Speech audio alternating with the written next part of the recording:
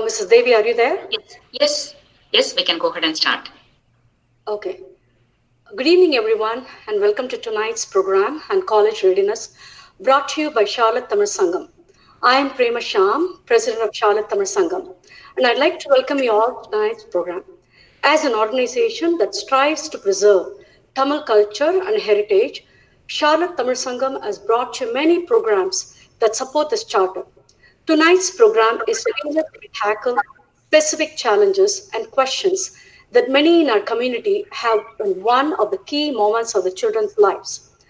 As a mother of junior at Ardrikal and having been educated in India, I can fully empathize with you on what seems to be a daunting and sometimes confusing process to get our kids ready for college. Tonight's program is designed to alleviate some of that and shed some light to what's truly needed for us and our kids to be successful in this process. In fact, the idea to do such a program originated from another youth in our community, Aishwar Kalaikumar, who is currently a senior at UNC Chapel. Thanks, Aishwar. We are finally able to execute on your idea. We have in our panel tonight kids from the greater Charlotte area who are in different stages of their college life and have varied experiences and how they got there. To facilitate and guide tonight's discussion, I am pleased to introduce Mrs. Devi Selvaraj, who is an independent college counselor helping high school students with the college admission process. Mrs. Devi lives in Alpharetta, Georgia, with her husband and two sons. As a volunteer, she's involved in helping with North-South Foundation, coordinating service projects with Pure Hearts of Georgia, as a Bala Vihar teacher with Hindu Temple of Atlanta, and as a Dharma Badge counselor for Boy Scouts of America. And with that, I would like to turn it over to Mrs. Devi Selvaraj, and I hope you enjoy today's program and are able to benefit from it. And please put your microphones on silence, and all your question and answer will be answered at the end of the session. Mrs. Devi Selvaraj. Thank you, Ms. Prema, for the nice introduction.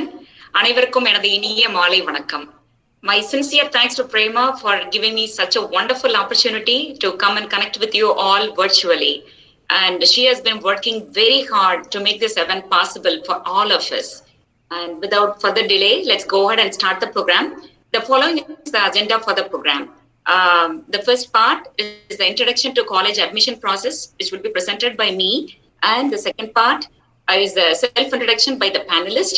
And the third part, we are going to talk about the highlights of the student's profile.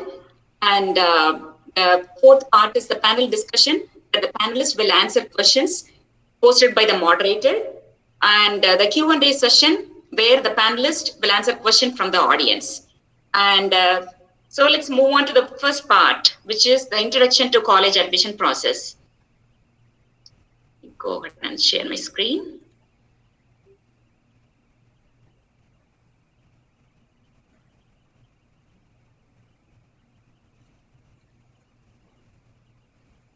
Okay. So there are a lot of factors that contributes to the college admission. So it is not, as you all know, it is not just one formula that is going to fit for all. So it is so almost 90% of the colleges are turning to holistic application process. So in which they are not only going to look at your academic performance, they are going to look into your other, like the various different activities that you do also. So these are the different factors: GPA, your class rank, and next they are going to look at your transcript. And so in the transcript, they are going to look into your course rigor. And so how is your grades, and what kind of classes are you taking? Are you taking honors? And then are you taking the AP classes, or are you taking dual enrollment classes? And then so your SAT and ACT score.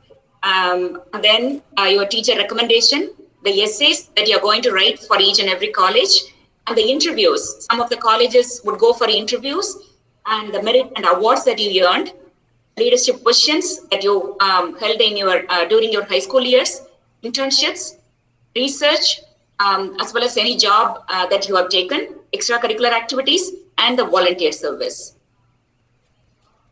So GPA. So even though we can say there are so many factors, GPA is the number one factor in the college admission process. And this is basically your cumulative grade point average from 9th grade to 12th grade.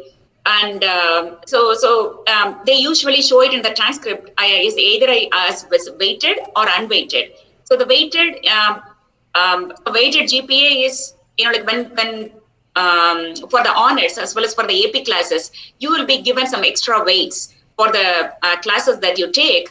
And the unweighted GPA is when you take off all the weights, it's just the scores that you earned in your courses. So accordingly, the GPA will be calculated, and each and every college will take the weighted GPA sometimes as it is, or sometimes they come up with their own GPA calculator, and they will take only the core classes and calculate the GPA. And there are two different types. One is the 4.0 scale, and another one is a numeric average scale. It depends on the school that you are going to. But the colleges, if they want to convert, like I said, they have their own GPA calculator, and they are going to completely transfer that into their GPA calculator, and finally your GPA will be calculated. So, yes. You want to share your screen or? Oh, I thought Sorry. I'm so sorry. Okay.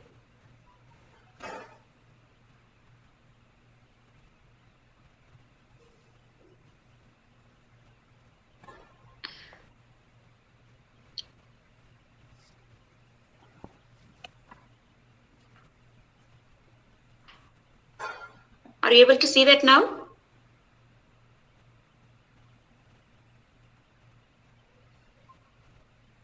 Are you able to see that now?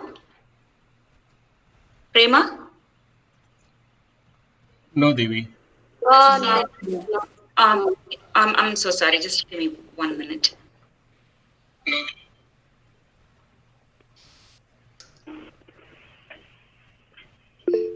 That's what I thought.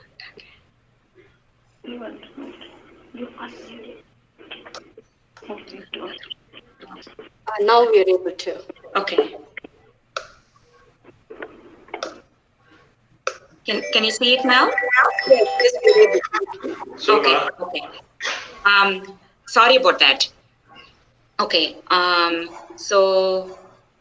So these are the different factors: the GPA, the transcript, the course rigor, and the SAT and ACT. So these are the different factors that I talked about. And so coming to the GPA, so the colleges also want to see your class rank.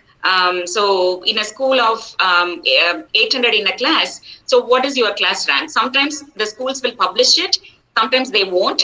Otherwise, your counselors can tell whether you are on, like top 1 percentile or top 10. So they would be able to tell you this. So which is also important while you apply for the colleges. Okay, the transcript. The transcript is going to tell them, like a lot of about what kind of courses you have taken in your high school and what is the course rigor.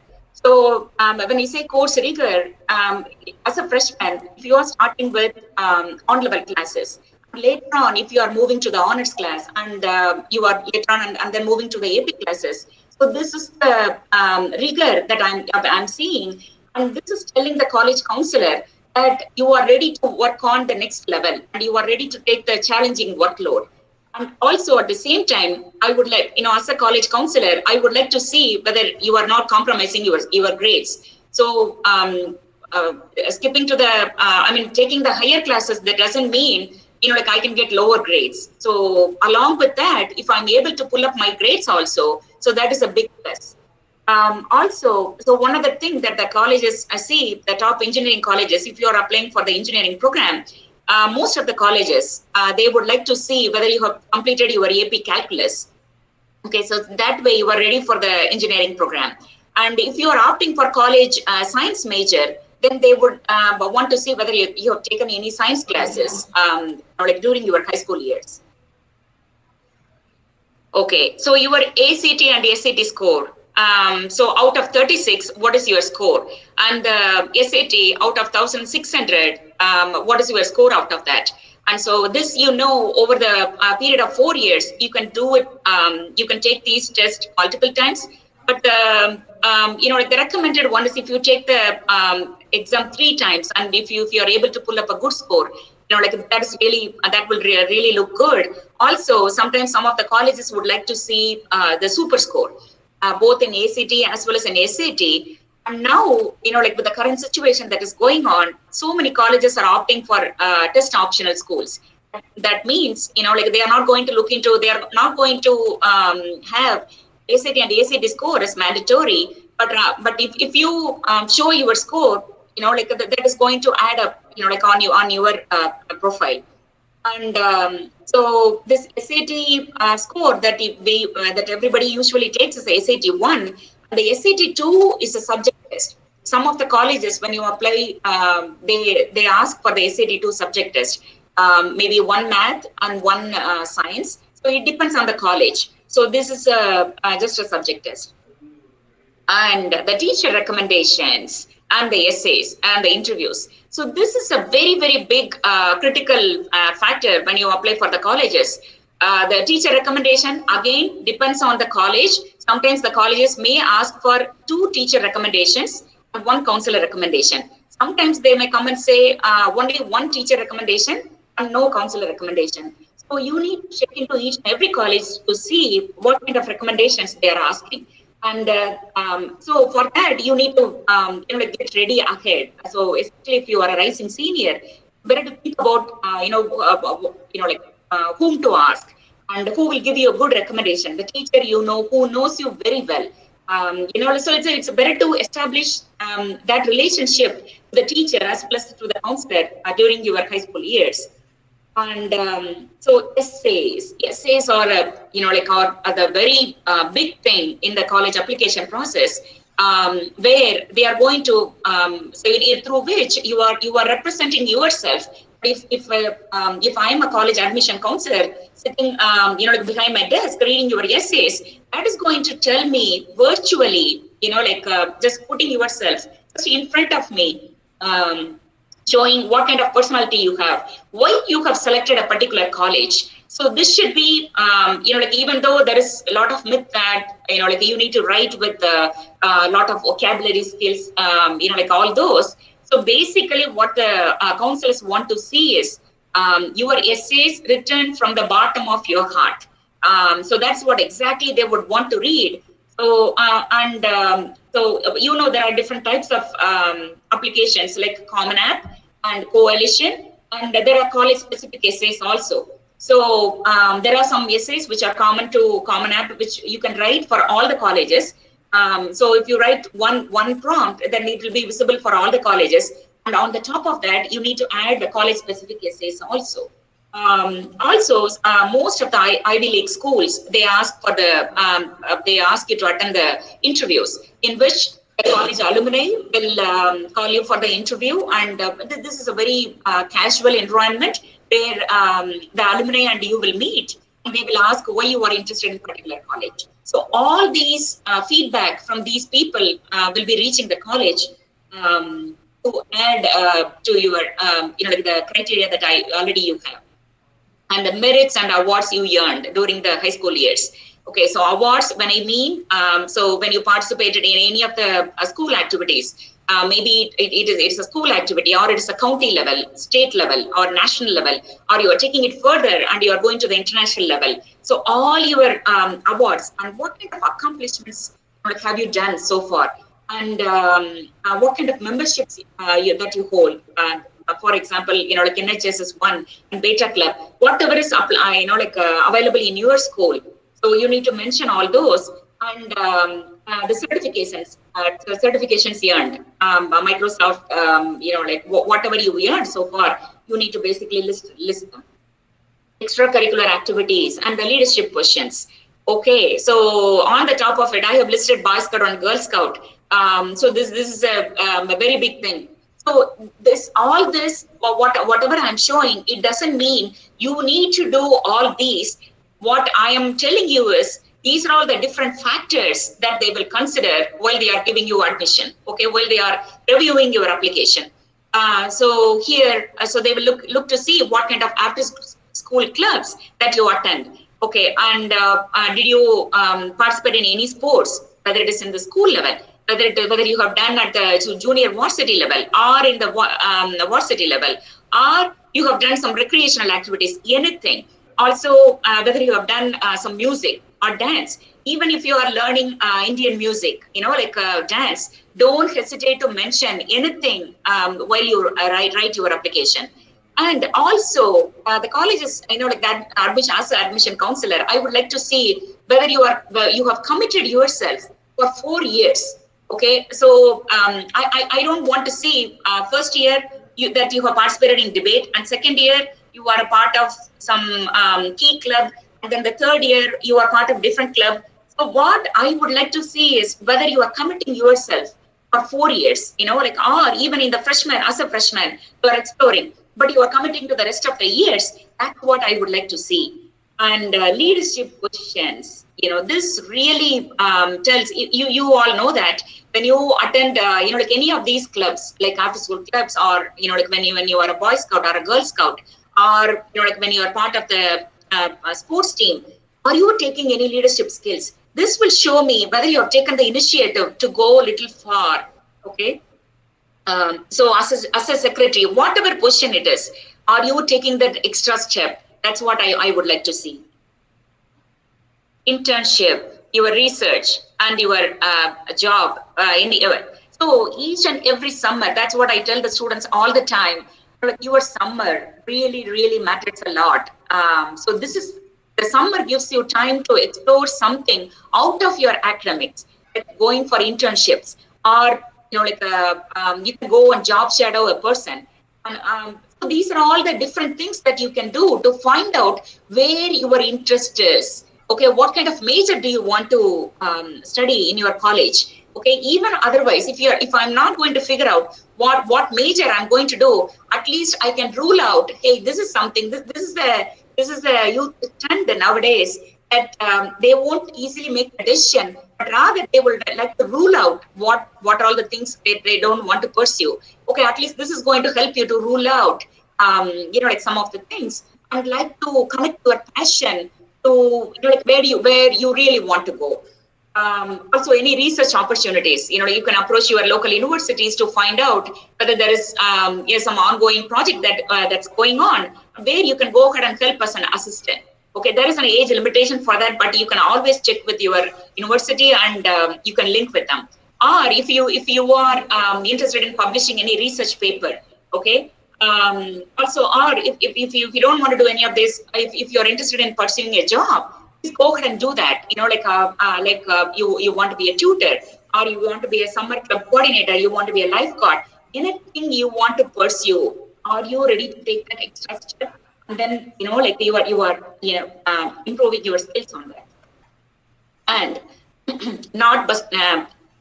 last but not the least, volunteer service. This is really, really a big factor that shows how much you want to help your community. See, I may be very skilled, I may be very talented in math, okay? The colleges want to see, you may be very talented, your grades are looking good, but what is the use if you are not able to help your peers? Okay, so through you all know that through NHS or Beta Club, or through all the lot of clubs, you can help your peers. You can tutor them. Also, I'll tell you a good story where one of my students, he's very good in math, and he took it to the next level, and he started tutoring his peers. The next level, he was doing the he opened up his basement, and he was tutoring his the kids in the local neighborhood. And then very soon, they both brothers, they went ahead and started a non-profit organization. There, they were tutoring students, like all the weekend long. And then they started small clubs in a lot of, different high schools. And this, this is one good example of how you can take your passion, your talent, and you can go ahead and help your community. So this is, some of the things that the college admission counselors would like to see from your application. Okay, so if you have any questions on this, I am, we can definitely answer this during our Q&A session. Thank you. Okay.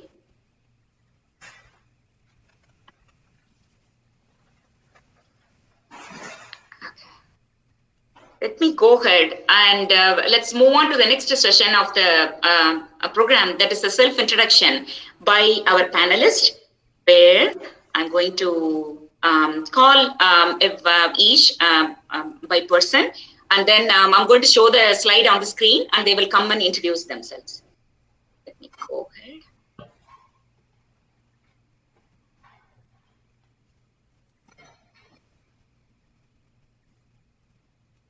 Okay. Can I call Srinidhi? Hi. Hi. Okay.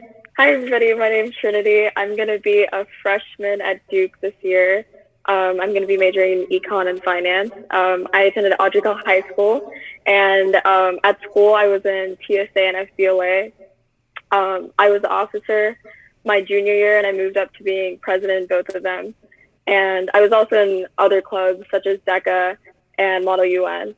And then outside of school, I was a private tutor, just tutoring a couple kids around the neighborhood.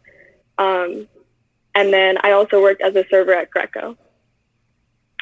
So yeah. Okay, well, wonderful. Welcome to the program, Srinidhi. Thank you. Aditi? Sorry. Hi, everyone. My name is Aditi Prakash. I'm from Charlotte, North Carolina, and I went to Providence High School. And I'll be attending Georgia Tech in the fall and majoring in computer science. Some things I were involved in high school, I was a volunteer tutor at Kumon, so I did that over my summers. I was also involved in computer science club and Spanish club, as well as speech and debate. And for fun, I did dance and productive vocal training. And then for some professional experience, I was involved in some research programs. One was the SVSM summer program as part of NCSSM, and the other one was Governor School East for math. And then I also did a Explorers program for computer science with Microsoft. Thank you. Wonderful. Welcome to the program, Aditi. Thank you. Abhay? Hi, my name's Abe. I'll be going to NC State in the fall. Hopefully it's a biomedical engineer major. For my extracurriculars, I did like volunteering activities through like French Honor Society, Beta Club. I did a lot of tennis in my recreational time. Also did karate on my own. For my professional experience, I did an internship at Carolina's Healthcare Center in like the neurology and radiology departments. I went to Cuthbertson for my freshman and sophomore year, and then I switched to Marvin for junior and senior year in order to do the IB program. Wonderful. Welcome to the program, Abhay. Thank you. Niveta? Hi, I'm Niveta Jaishankar. I went to Nation Ford High School, and I'm going to USC Columbia this fall, and I'm going to be majoring in pre-business. I did Beta Club for the last 3 years of high school, and I did a lot of like international club stuff. So volunteering with like making sure like diversity was a big thing in our school. And then I participated, I did dance and piano for fun, and I did a volunteer program at my library for my last 3 years of high school, and I did a Microsoft DigiGoals camp in 2019. Great. Welcome to the program, Niveta. Kavya? Hi, everyone. I'm Kavya. I'm a rising sophomore at UNC Chapel Hill. I'm a bio and sociology major, like on the pre-med track. And so I actually went to high school for 2 years in India, and then I transferred over to Marvin Ridge High for 11th and 12th grade. And then you can see my ACT and SAT scores and some significant award and leadership positions that I had. So I got the Chairman's Award in my high school in India, and I was student body president in India, so I was pretty involved in school over there. And after coming here, I focused a lot on what I could do outside of school. So I was involved in Taekwondo. I did service activities like bake sales, donations, volunteering at soup kitchens. And then for professional experience, I actually worked at Mathnasium as a math tutor. And I also volunteered at Springs Memorial Hospital in like helping with data entry and also just seeing surgeries and that kind of stuff. Wonderful. Welcome to the program, Kavya. Thank you. Swati? Hi. So I am a Chemi BME student at Carnegie Mellon University. I went to Ardrey Cal a couple of years ago, and then my class rank was in the top 3%. Some of my awards were top night, junior marshal, and then I got some awards from the National French Contest. And then I had a couple of leadership positions in HOSA and speech and debate. My extracurriculars are mainly speech and debate and orchestra. And then for my professional experience, I got the opportunity to intern for Dimple Ajmera's campaign. Yeah. Wow, wonderful. Welcome to the program, Swati. Thanks. Koday? Hello, everyone. My name is Koday Kochi. I'm an incoming freshman at the University of North Carolina at Chapel Hill, where I'll be double majoring in both neuroscience and economics. For the past 4 years, I attended Butler High School and finished my senior year with a final GPA of 4.78, making my rank second out of 448 people. Some awards that I have won are the NCTSA State Biotechnology Award, 2 Biomedical Health Science Honors Awards. I was the junior and senior marshal, and I also received a AP Calc and AP Biology School Senior Award. I was the president of the senior class of 2020 this year, and also served as the president of the clubs of Butler TSA, National Honor Society, National Technical Honor Society, and Key Club, as well as the vice president of Math Honor Society at my school. Some extracurriculars that I've done outside of school is Carnatic singing for 11 years, piano for 3 years, Saturday school or Tamil school for all 8 years, and tutoring for 4 years and counting. Some professional experiences that I've had is that I did an internship at Siemens Corporation during the summer of my junior to senior year. I am vision certified and as well as NAF certified. I volunteered and studied under Ortho Carolina, Novant Health, and Microsoft. Wow, wonderful. Welcome to the program, Koday. Thank you. Adarsh?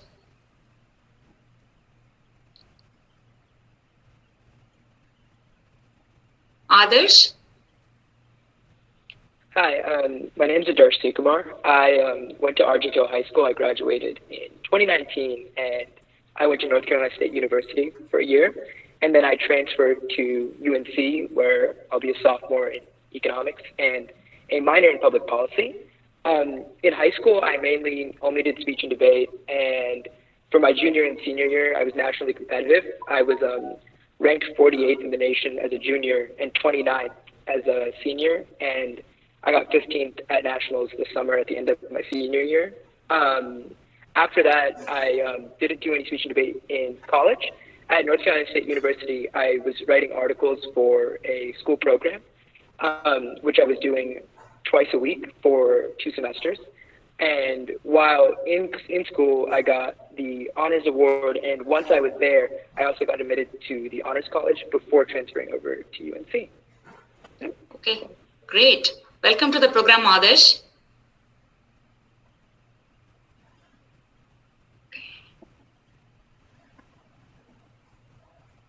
Okay, congratulations to each and every one of you. And thank you so much for participating in this great event where you're going to help a lot of students to get an insight into what is your experience.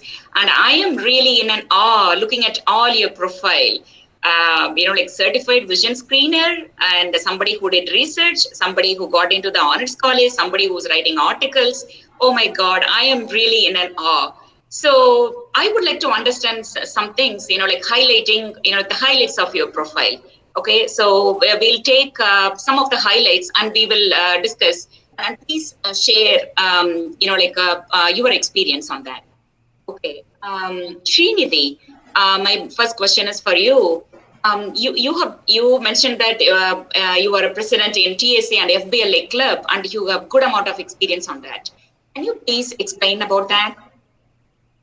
Yeah, so I started off in my clubs my freshman and sophomore year, and I became officers in both clubs my junior year. And a lot of that was by talking to the teachers, asking them what they need, going an extra step to like do more in the club. And once I was an officer, I made sure I was doing my best at my job in order to get the president position. And while being president, a lot of colleges really look at what you do and how much of an impact like you have on the community and on your club. So a lot of that I did through volunteering, setting up volunteering for the kids in the club, managing meetings and events. Okay, great. That seems like a lot of work, but you were able to manage. It was fun. That's great. Awesome.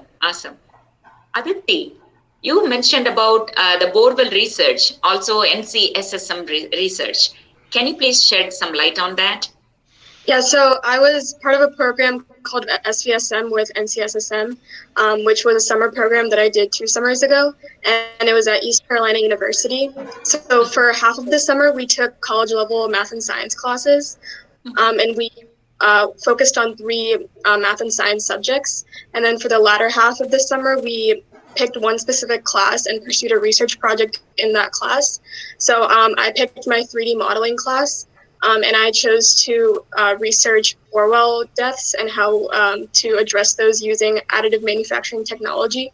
So if you're not familiar, borewells are basically like irrigation systems that people can easily fall into in parts of South Asia. So I wanted to design a system using 3D modeling and manufacturing that could address that. And I also had to write a research paper describing the processes I had to go through to develop this system and my findings. So that experience was really interesting because it not only allowed me to take college level classes, but it also allowed me to focus on an issue that was close to me and important to me through my research. And I think that's what made it really fun. Okay, wow, that is awesome. Thank you. Abhay, you mentioned about your internship at CHS in the radiology department. Also, you got into the honors college. Can you share your experience here? Yeah. So the career development people from my district came over to talk to our school, and they said they were offering internships. So I reached out to them, and my internship coordinator was able to set me up with some doctors I could shadow. And it was a good experience for me because I was thinking about like maybe going into the medical field in the future, and I wanted to see what it was like. And I went into the radiology department. I saw like daily you just take scans and you just look at them. There's not really much patient interaction. So the main part I took away from that was that I didn't really have any interest in that, but I was able to like find passion for neurology after shadowing a neurologist and like seeing her interactions with her patients and how everything went there. Okay, wonderful. That's great to hear. Okay, Niveta, so you are a big scholar, college scholar, dean scholar, life scholar. Can you please tell us some details about that? So it's just a bunch of like academic like achievements that you make based on like your GPA and your test score standings and like where you are with like your class standings. And like one of them, like Life Scholar, it's like a huge money. It gives you money for like to use towards your college, and it's like a huge like South Carolina award. So okay. So how much of a scholarship did you earn? It's like $5,000 a year. Oh wow, 5,000 a year. Yeah. Okay, awesome. Great to hear that. Thank you. Kavya, wow, you have a big story to tell us. So you earned 2 years in India and then transition over here, and you got your chairman's award.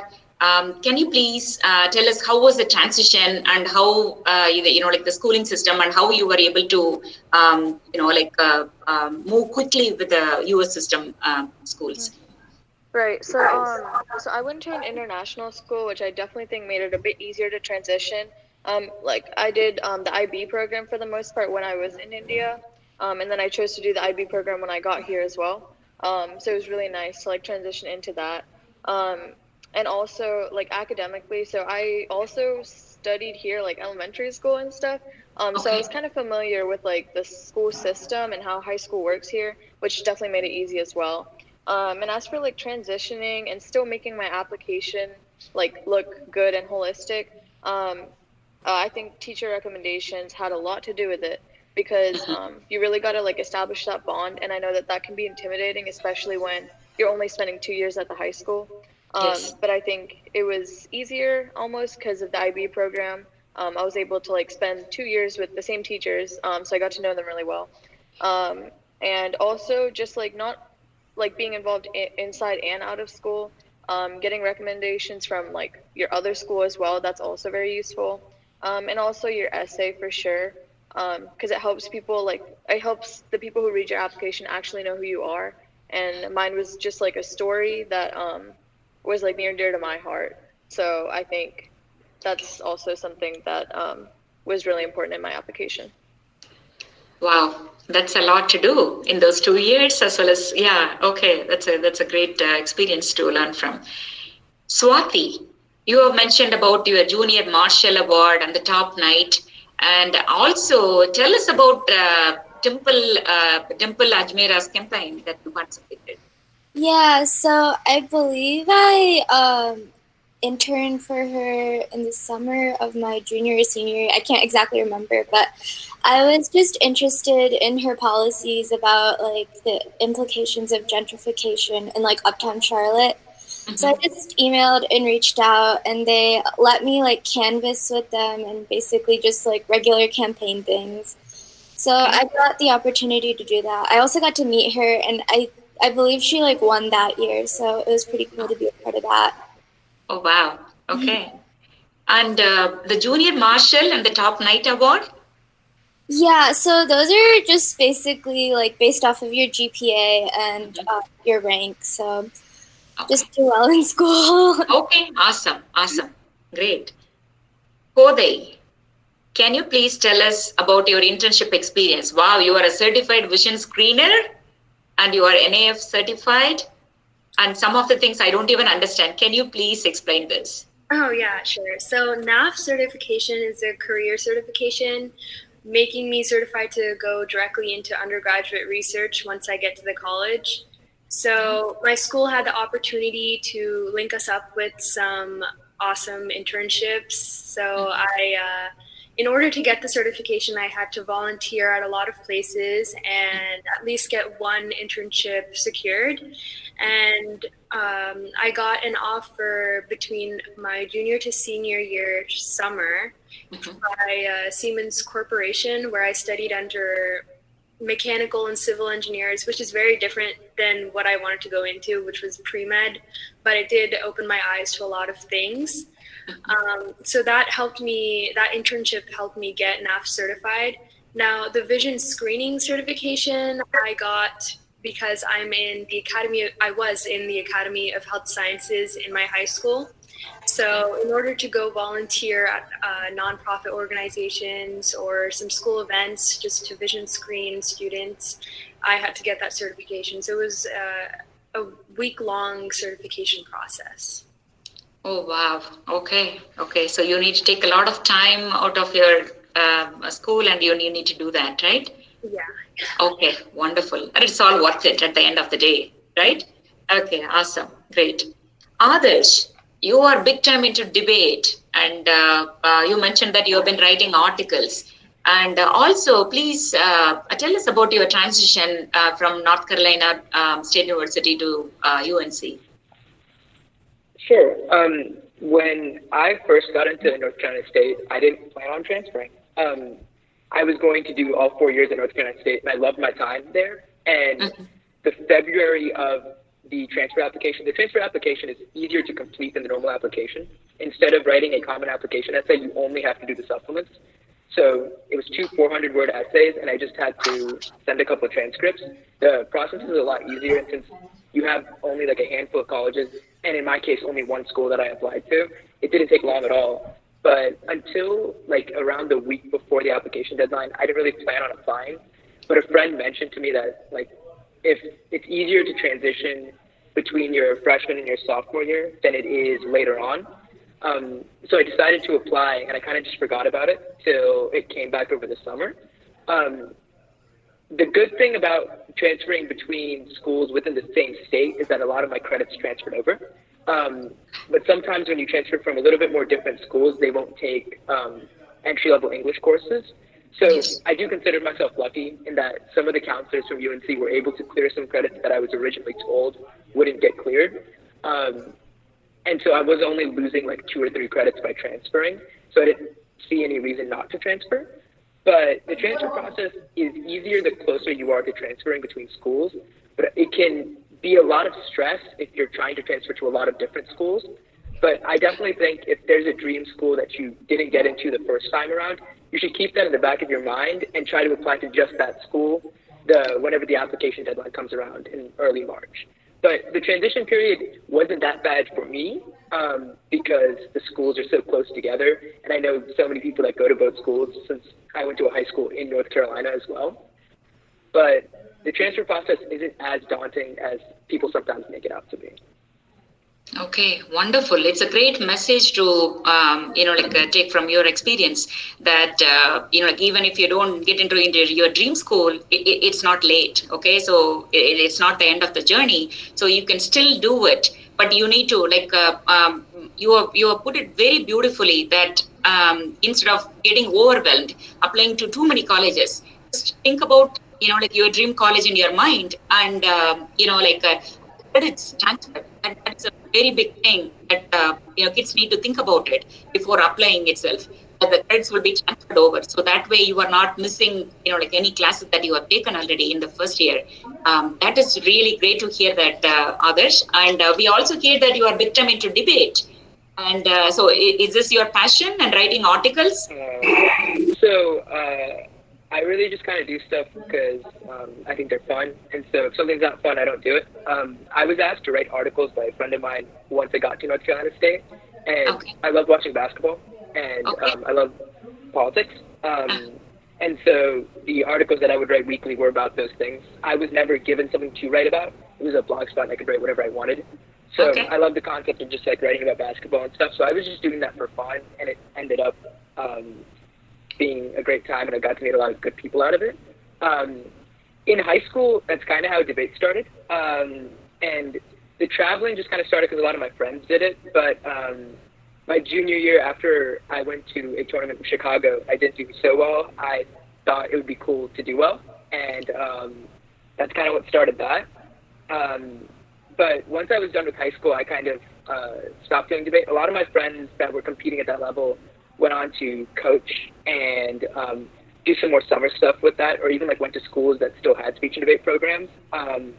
I didn't really feel like I wanted to continue that, especially since it's a big time commitment. But I mean, there's always something fun for you to do. You just have to find it. There's no reason to do all of these different activities just because you think it'll look good. I think just do what you think is fun and do things that can expose you to new types of people, and everything will fall into place.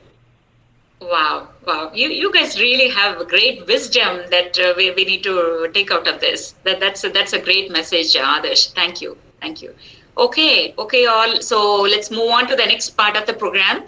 That is the panel discussion. So where I'm going to ask the questions, and please, each and every one of you, please share your experience.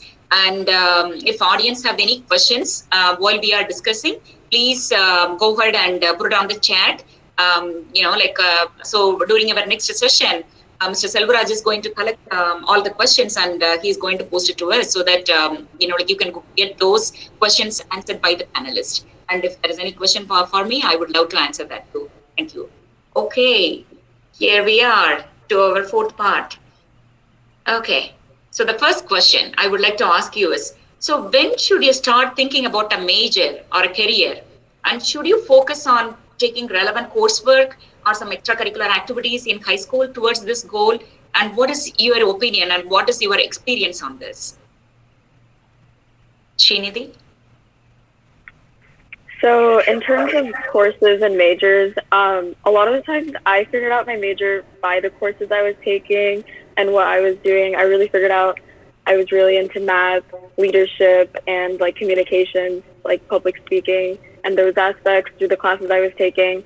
I took finance and business during high school, but I also explored other careers such as architecture. I took drafting. I took my engineering classes too, just to see if I was interested, what that would be like. Um, and even if you don't figure out your major, I feel like I still have like time to refine that in college more too. Okay, wonderful. So who would like to go next? Aditi? I would say when I started high school, I knew I wanted to do something in engineering. So I took an introduction to engineering class my freshman year. And then we did some coding in that class, and I had also done some coding in middle school. So then I decided to take AP Computer Science my sophomore year. And that class really showed me that I was interested in computer science because it was a class that I had the most fun in and that I learned the most in. And then I decided to join my computer science club at my high school that year as well, which was kind of small and the leadership was kind of poor. So then my friends and I from our grade decided to sort of build the club back up and take on some new leadership positions within the club. So I would say having a general sense of the major you want to pursue or the field you want to pursue is good going into high school, and then you can use your freshman year as sort of a gateway to explore different things within that and then narrow it down by your second year. Okay, wonderful, wonderful. Thank you. Abhay?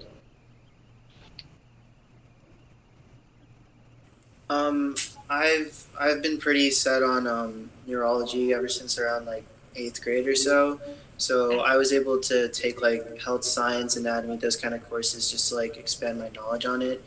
I also like joined like a biology club just to see if I could like handle dissections and all that, and if like med school would be something I could handle. Um, I did my internship also just to like really get a feel for the career and how everything would be like in like a daily life of a doctor. So I definitely think just finding experiences that tailor along with what your dream is really important. Wonderful. That's great to hear. Niveta? So when I was going into my freshman year of high school, my initial stuff was like psychology because I thought that was really interesting. And like my parents like was also a huge influence onto what I wanted, like because they're both like IT and they do computer science, and so they kept on like I got to like see what they did a lot of times whenever they worked at home. But I like from seeing them like work as computer people for most of my high school years, I really like computers, and I knew that like I wasn't super interested in coding, but I knew I wanted to do something in computers. And then that's when like during like my summer before senior year, I got to like talk to a bunch of my teachers, and I did a lot of research. And so that's what opened me up into like business and how like you can like marketing and stuff, which is they use a lot of like social media stuff, and that I found really intriguing. So for me, you just have to like use a bunch of your experiences, and for me it was like a lot of my parents. And so high school is definitely gonna help you, because I went and took AP psychology just to see how like if I was interested, and I took like some computer classes just to see how I was interested in, and I was very interested in like the computer like programs. So. Okay, wonderful, wonderful. It's a great experience. Kavya? Okay, so I feel like I've always known that I wanted to go to med school. So it's just about what major like I wanted to choose at that point, but I know that I was on the pre-med path. And so what helped me with that is just like kind of experimenting with high school classes. So I know that IB like it let me choose which higher level subjects I wanted to take, and then that's when I realized that I kind of had an affinity for bio, which made me decide that maybe I should major in bio in college. And it's also just about like the experiences. So like, what are you exposed to? Where do you volunteer? That kind of stuff. Um, but also just like a little note, it's okay to not know what you want to do when you go into college. I think like the first year of college, you can just get a lot of your general educational requirements down, and that really helps you like explore all the different types of classes, and like eventually decide on a major. But yeah. Okay, that is awesome. Swati? Yeah, so I've always kind of known I wanted to go into STEM, so I took a lot of STEM-oriented classes throughout high school. But then extracurricular-wise, I just kind of did like what I was passionate about. I mean, I guess it's like the same in college as well. Like a lot of people who interview you anywhere are gonna be more interested in what you're passionate about than like your classwork. So you should just do what you like, but also at the same time, like, you don't have to decide on your major right away, because I still have friends, like, as a rising junior, that are still figuring out what they want to do. So don't be too pressured. Okay, that's a great advice, Swati. That's a great thing. Kodai? So I had a completely different experience. I think I changed my mind a lot. So when I went into high school as a freshman, I thought that I wanted to go into medical school. So 9th and 10th grade, I was mostly focused on taking science and math classes, which I really liked. But then in 11th grade, I decided to take all these different types of APs, like AP macro, micro, economics, and the English classes and statistics. And then from then, I thought that I only wanted to major in econ. So I was confused then too. But going into my senior year, I realized that with my research and internship experiences, I realized that I could just like double major and figure out if I want to go to med school after I'm in college, because they're both very interesting to me. So they're not going to just leave me in the middle of nowhere. So high school definitely helps. I didn't know that I wanted to go into economics until my 11th grade year. Oh, wow. That's quite interesting. From med track to econ and deciding on your majors. Wow, that's really a great experience for you. Okay. Adarsh? Yeah, in high school, I didn't really like pick a track that I was like, oh, I should do this, this, and this so I can go to med school. I think by the end of high school, I realized what I didn't want to do, which sometimes is just as important to realize. So by process of elimination, I was like, okay, so I don't want to do computer science. I didn't want to go to med school. So I started looking at a lot of different opportunities. I've been looking very heavily into law school right now. And that's something that's always in the back of my mind. But if you guys know anything about law school, it's okay to decide that you want to go to law school towards your junior or even your senior year of undergraduate degree. So that's always in the back of my mind, obviously. But right now I'm just pursuing what I want to and trying to funnel that in towards law school. So I would say it's okay not to know what you're doing for really until your sophomore year of college. But it is important to like keep your eyes set on something so that you're not taking too many different types of courses, because sometimes it can get too overwhelming to switch from a STEM course all the way to like a history degree. Okay, that looks like a pretty unique experience. And so looking at all your experiences, so what we are understanding is, so, some of you have mentioned that you have taken your passion and you went ahead and take the courses and you explored the courses accordingly. And, like some of you have taken the internship and some of you got role models from your own family to explore the career. And so one of you mentioned about volunteering. And also, like others shared, like keeping yourself open and going ahead and trying out the new things. So, so collectively looking at all your experiences, so what we are understanding is the course selection definitely plays a big role in during your high school years, and also keeping yourself open and also trying to grab whatever sort of opportunity that comes through internship, job shadowing, whatever comes through, at least to rule out what you don't like. It is going to definitely help you, or in some of your cases, it's going to definitely, in Abhay's case, it's going to definitely help you to stick on to your passion and try to explore more, right? That is really, like a great insight. And our second question. So, what do colleges look for besides your academic accomplishments? How do other activities count towards your admission? What do you think, Srinidhi?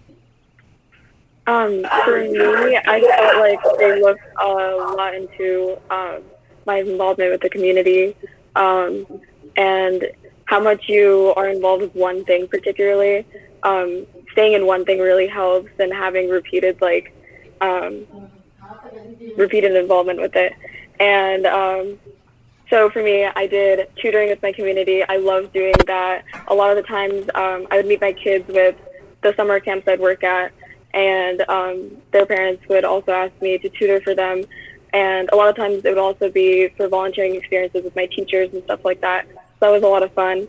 And they also look at your essays a lot too. That's also a big one in the admission process. I know that was the main thing for me, was that for my college application, I really focused on writing good essays for the colleges that I really wanted to get into, and making sure that the essays were unique and were about something that I actually cared about. Okay, wonderful, great. Aditi? I agree with that. I would also say that if you have an interest, then try to find different activities that align with that interest to sort of run a common thread throughout your application. But it doesn't mean that everything you have to do has to fall into that category. You can have different passions that manifest in different ways throughout your application. It's more so about the lessons you learn and sort of the ways you're able to apply your activities to your own life and your community, more so than the specific activities you're pursuing. Okay, great. Abhay? Yeah, pretty much the same thing. I was just gonna say that like you really need to get specific with the activities you're doing, because I think like especially whenever you apply and you apply for like a certain major or something, you're more likely to get into that if you have activities that align with it. Okay, great to hear that. Niveta? It's also the same thing. I would say like volunteering is also a big thing, because it lets like your colleges see like an insight into your personality, and it like shows that you're like ready to like go out and like do something good for the community. Shows like a compassionate side towards you, and not just like a hardworking academic personality. Okay, wonderful. Kavya? Yeah, so going off all of that, I think volunteering is definitely important. And I also think like you have to kind of know your university. So I know that for Chapel Hill, at least, like especially for their med school, like part of their mission statement is like public service or community service. So I think it's important to like know what the colleges almost like look for and make sure you participate in those things. So I tried to like make sure that I was staying engaged in the community, within the community. And then also, like Trinity said, the essay is so important, because just your stats, like in your grades, that's not enough for for them to get to know you. So that's definitely important. Okay, that's a great information. Swati? Sorry. So like going off of what everyone else said, volunteering, tutoring, all of that, it's important to like stay passionate about what you're doing.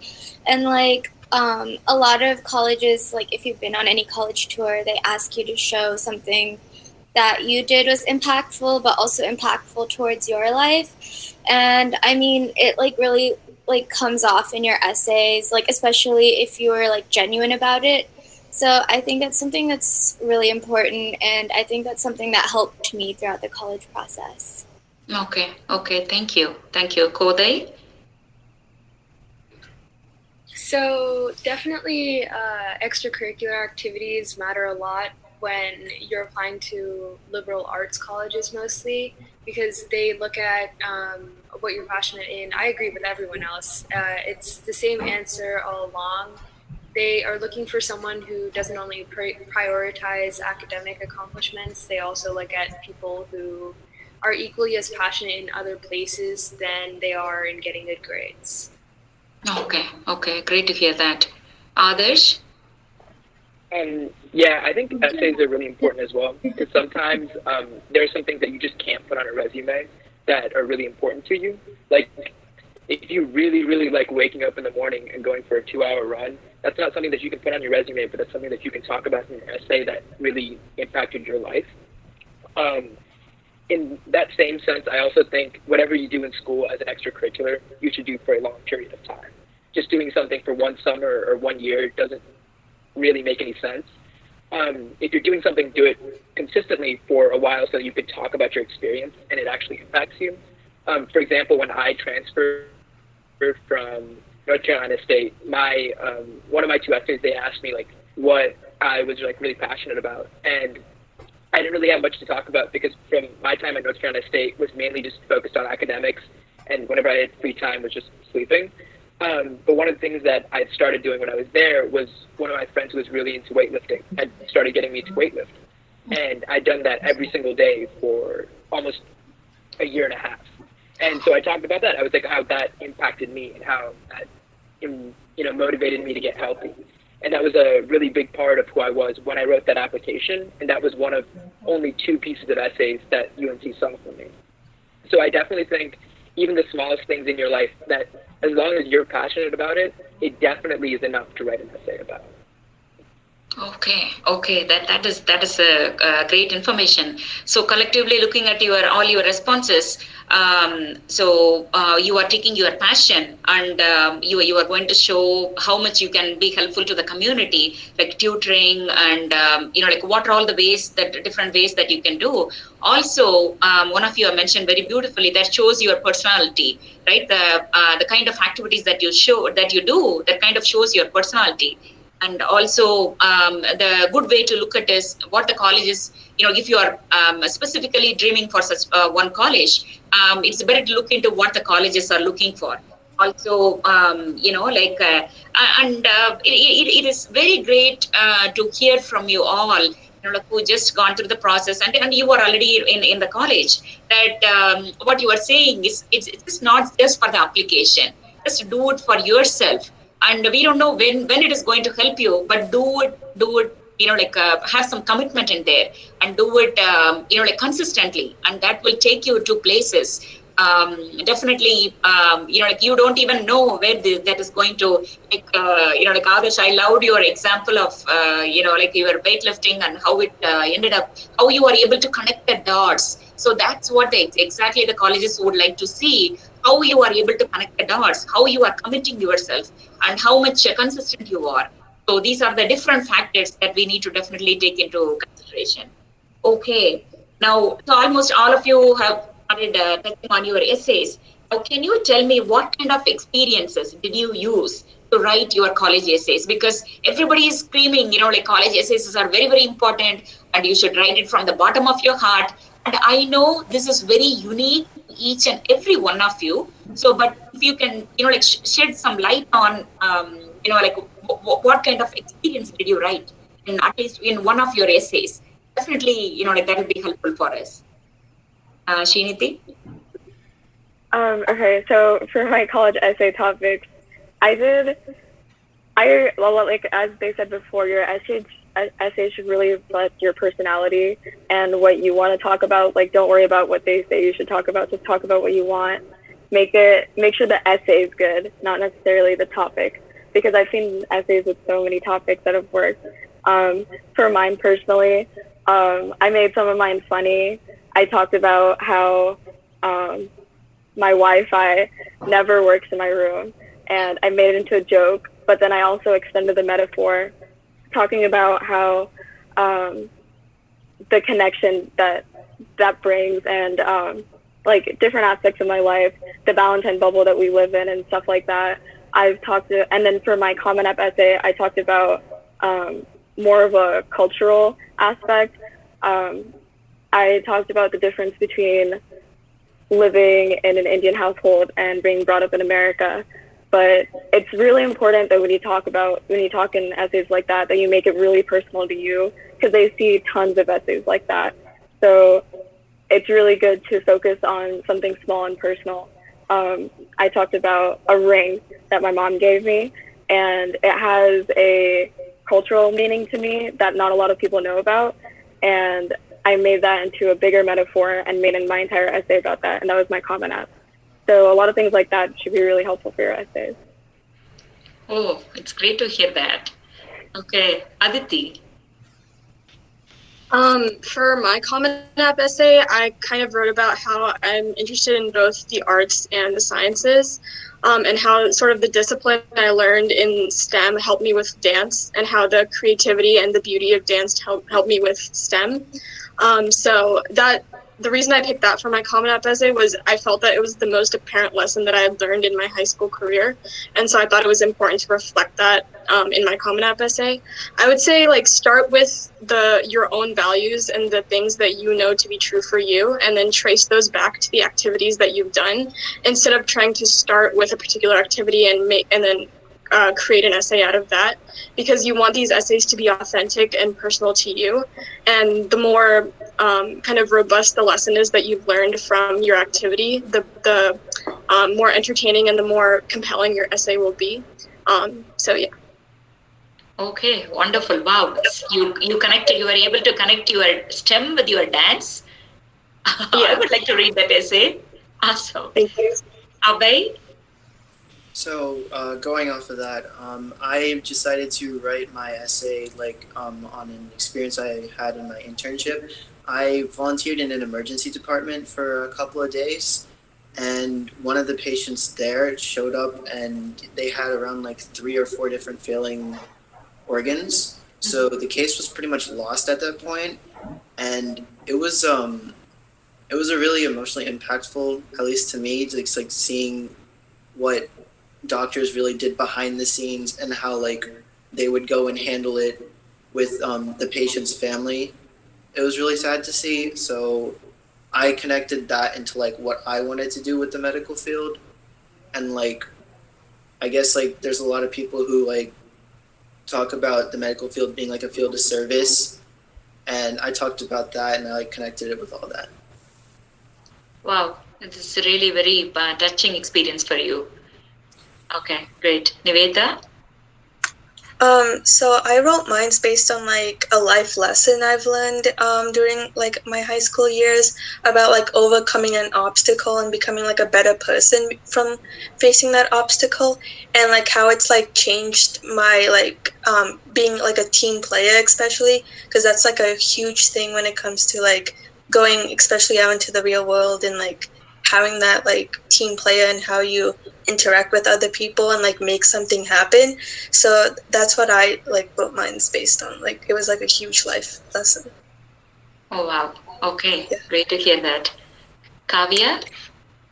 So I wrote my essay on my personal essay on one experience that I had. So I lived in Chennai during the big flood that happened. I don't know how many of you are familiar with that. Yeah.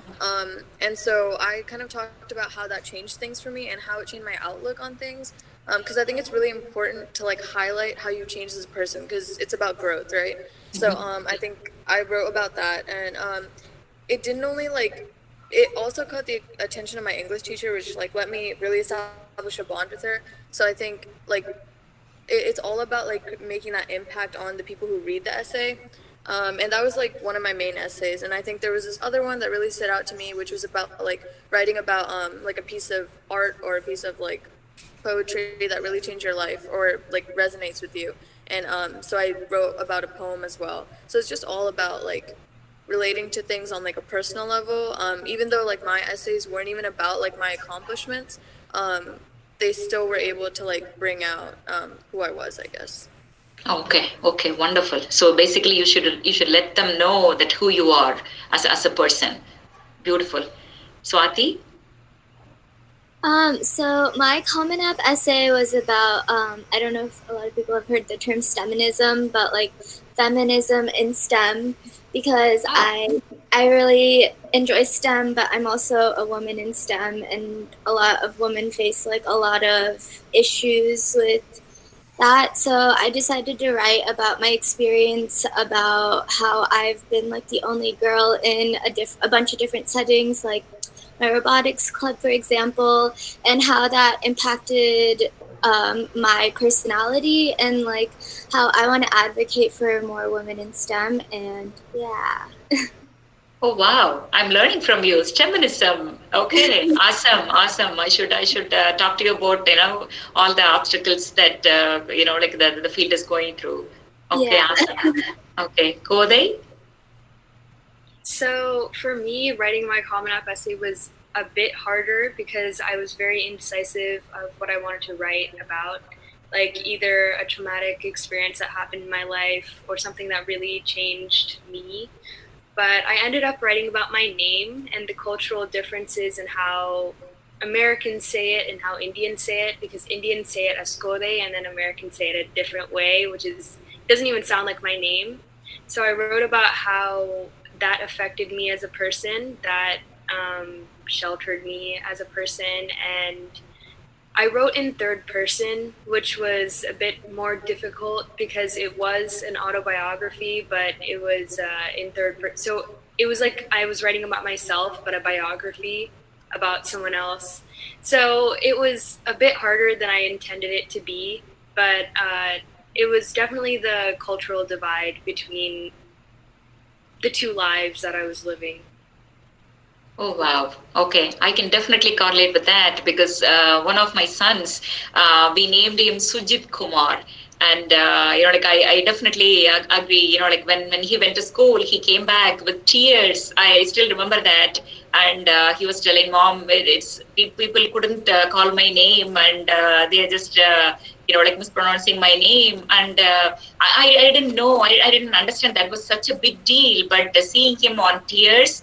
That was time I really understood how much of an effect it has, and I'm really glad you were able to pull up that and bring it into the essay. That's great to hear. Adarsh.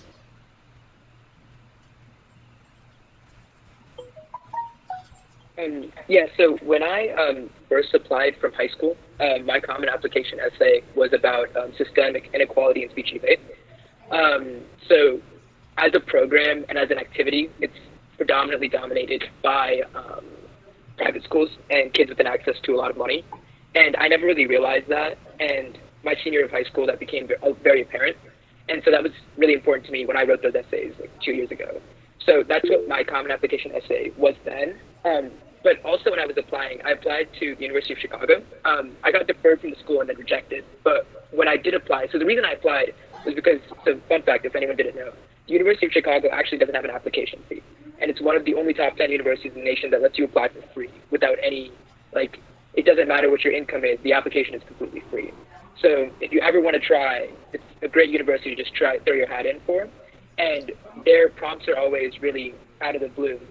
And one of the essays I wrote about for the University of Chicago was how I really like comedy. And the second page of that essay was a clip art of 45 memes that I sent to the University of Chicago. And I had a lot of fun writing that essay.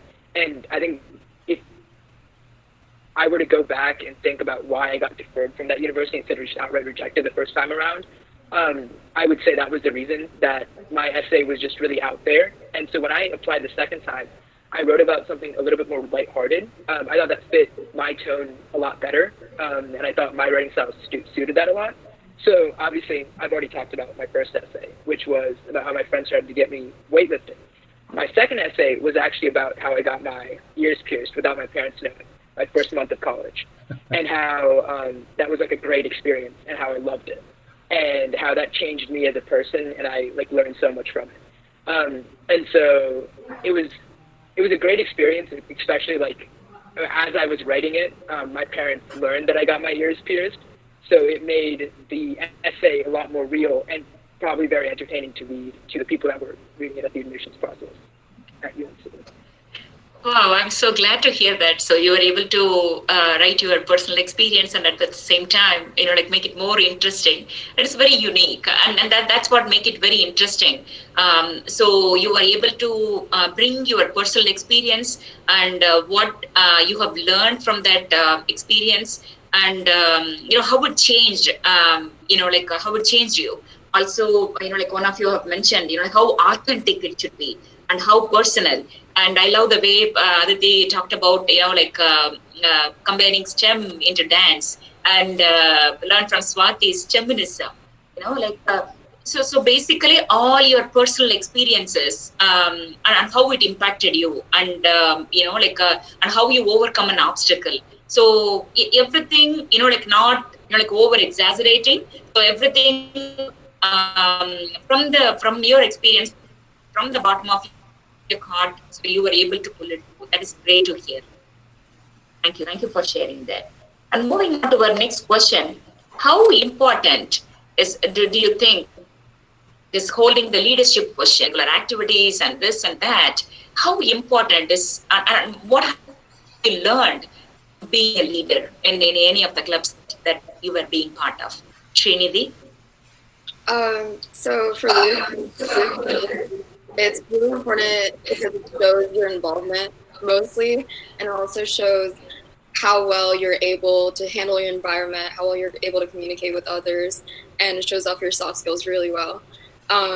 So in terms of like TSA and FBLA, my leadership mostly consisted of setting up events, setting up membership, setting up paying for the trips, or like setting up volunteering stuff. And when you talk about that to the college, they see that you're not only involved, that you're interested in your community, that you actually want to make a difference, and it really helps. And you learn a lot. You meet great people. You meet way more people. They help you through the entire process. You learn a lot about talking with others, understanding how to work with groups, and you also learn a lot about working with your like administration and teachers too. And you become close with them. It's great for getting recommendations and stuff. A lot of my recommendations were from like my club advisors more than my teachers because they knew more about me outside of school as well. Oh, great to hear that. So you can use this opportunity to, communicate to a lot of people and connect with a lot of people, and also you'll be able to learn a lot of skills. Awesome. Yeah. Okay, Aditi. So the main leadership positions I had were in computer science club and Spanish club, and then I also was a volunteer tutor at Kumon, which I think I would also consider as a leadership position. So I would say try to have like a tangible product that kind of shows the change you've enacted as a leader within your club or organization. So like maybe some kind of new program you've implemented, or something or the amount of new members who've joined because of the things you've enacted, some sort of a tangible way to describe the changes you've made as part of the club. But I would also say that if you don't have like a title or like a specific leadership name, it's still okay as long as you're taking on a leadership role in some way, even if it doesn't have a specific name ascribed to it, and that you're showing that you're involved in your community, even if that position wasn't really handed to you. Oh, that's great to hear. Abhay? So for me, as far as leadership positions go, I went into a leadership camp in Queens just to like figure out like what exactly like leadership opportunities would be like. I really think like even if you don't have leadership opportunities, like it's also equally important to show that you can be a team player and you have that ability to work with others. Like I feel like just like really demonstrating your like soft skills is really important. Okay, wonderful. Nivedita? I have to agree with like everyone because I never had like an official leadership position given to me, but I was always like especially with like beta club or like international club, I would always like assist like the actual offices in whatever events they were doing. In my school, for international, we have like an international food day where we get like food from like different places. We ask people to make some, and it's like a whole process, making sure that like everything's going okay, and like setting up the food, washing like food allergies especially. That's super difficult. So I took a big part in like making sure that went pretty on smoothly, and just showing that like you can do this and handle like a huge challenge I think is a really good thing if you don't have like an official leadership position. I also took teacher cadet, which like mainly people who want to do like some kind of educational career take, but I took it so that I could learn how to like communicate a lot better. And you know, communication is like a huge thing in any job. And so what we did as a part of that class is that we got to choose like any school, like elementary or middle school from our district, and we picked a teacher, and we got to like for like 1 hour we would stay as in that class, and we would like watch how the teacher would interact with the students. And then there would be some things that you got to do, like projects, and you got to like teach the class some days.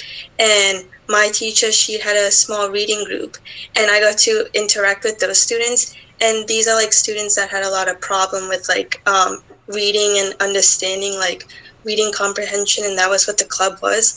And so I got to help them, and they actually started enjoying reading when they got to interact with like someone else who wasn't just a teacher or like a person in that club, and that made me feel like really happy. And yeah. Oh, wonderful. It's a great experience you had, looks like. Yeah. Okay. Kavya? So yeah, I think leadership positions are pretty important. So I was student body president in India because it was like a pretty small international school, and we were always like the oldest grade in the school, sort of. But I also know that it's hard to like get access to those opportunities when you like transfer between schools. So that's something I experienced.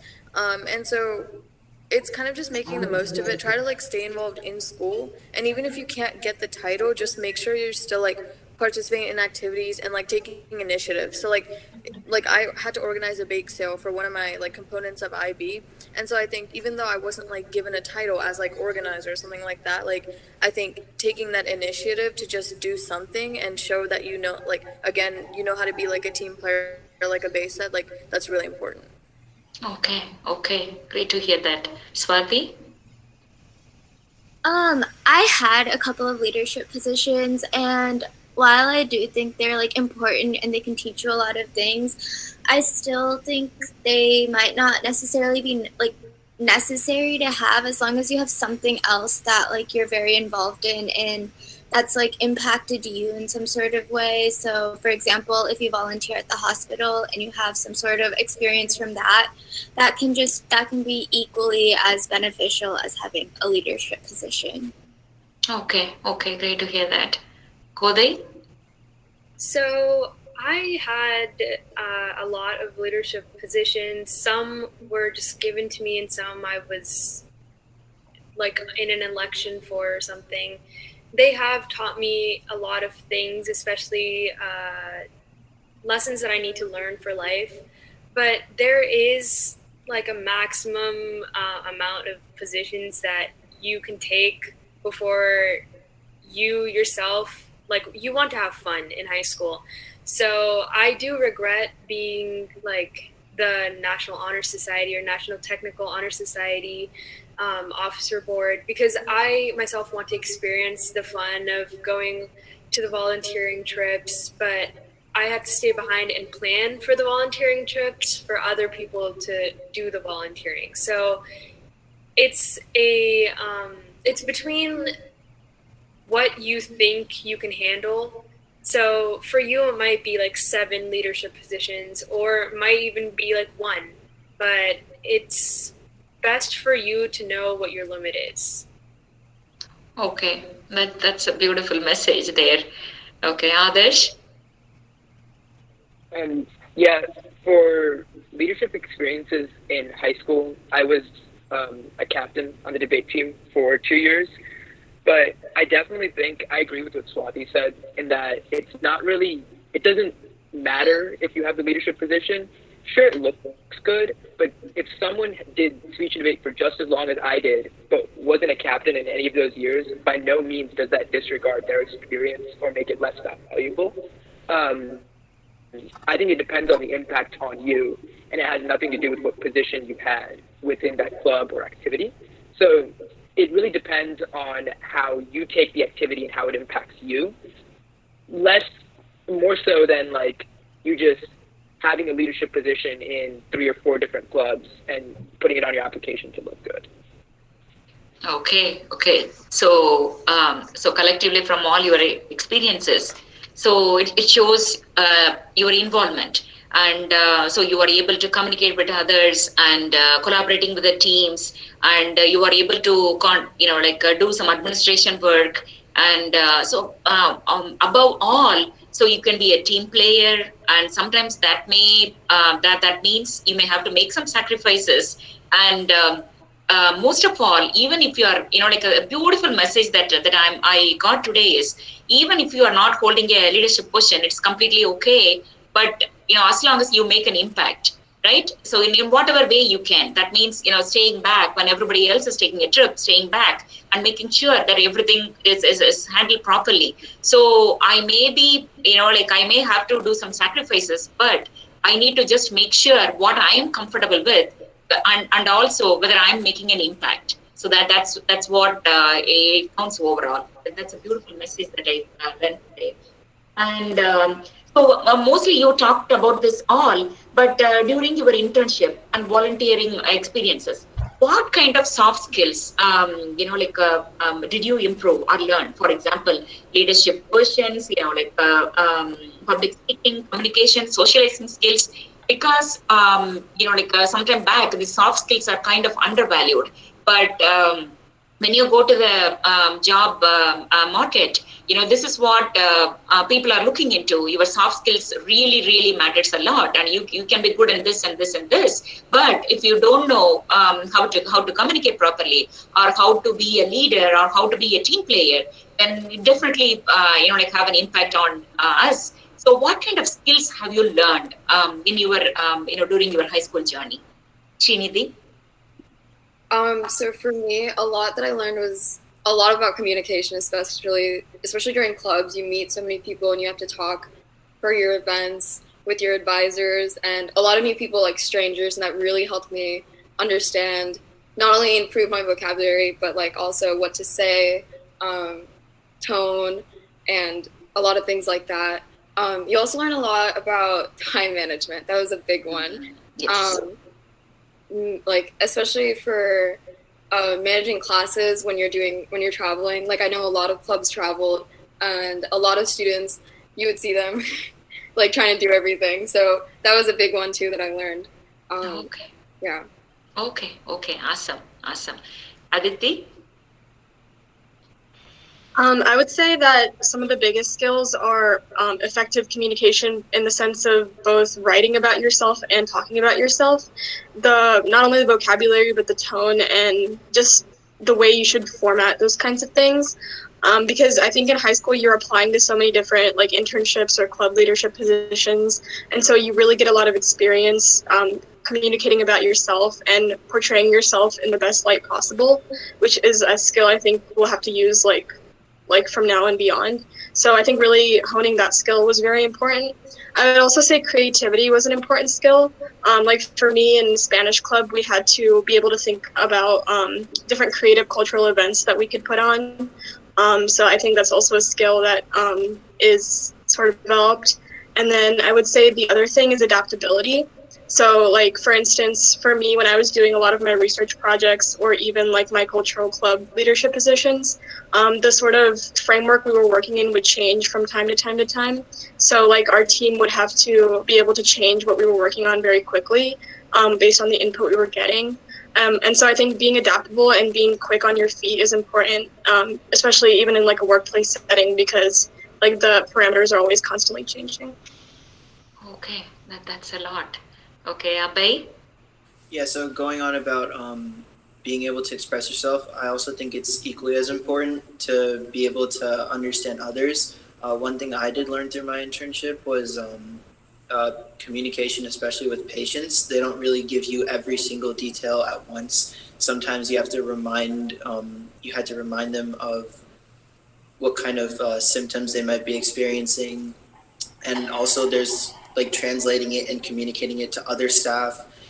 There was a huge difference, especially between like the ways like a nurse would talk to a patient versus the way a doctor would talk to a patient and how they talk to each other. So I really think like being able to adapt how you speak is really like a really good skill that I learned from that, and you can apply it in a lot of different situations like school projects and all that. So yeah. Oh wow, it's a great message. Niveta? I have to agree with like everyone. Interpersonal skills are really useful because you're gonna have to learn how to like communicate with like a bunch of people to make something happen, or like especially with volunteering, like whoever is like the event coordinator for that, you have to learn how to like talk to them and like see what like you're in charge of doing for that event.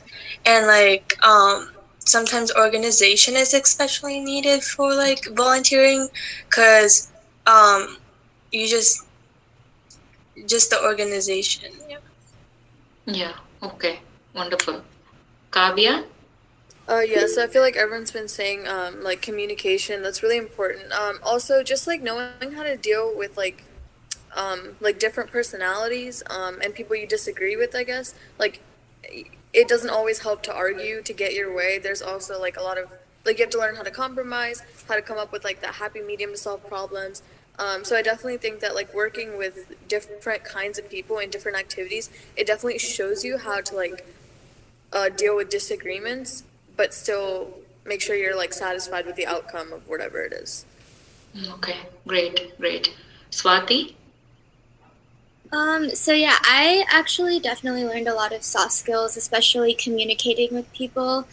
I think so I'm like in the process of like finding internships and jobs because I'm a rising junior in college, but a lot of people when they come to my like college, it's very STEM oriented, and a lot of STEM students are known for being more introverted and not very talkative or don't really express themselves as much. So I think it's really important to like gain those soft skills of like being able to communicate your ideas in like an efficient manner, and also just like people skills, like learn how to have like small talk with people and things like that.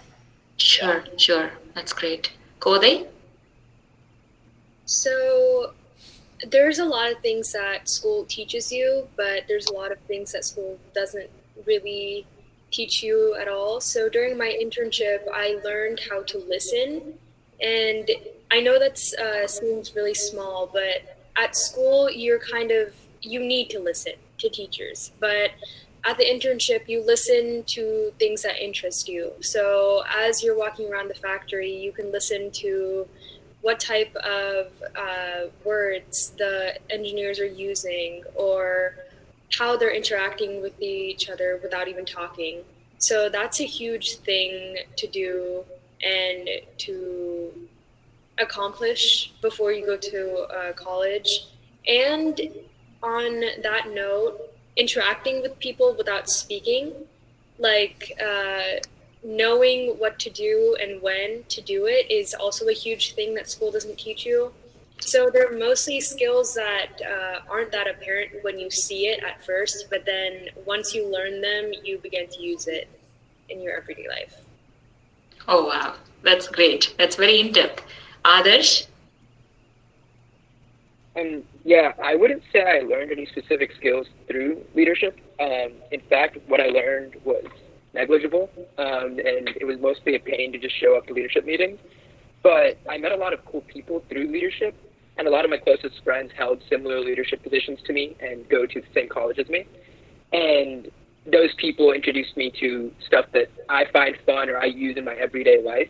And so I think it's important to get involved with activities like that so you meet more people, because no matter who they are, everyone has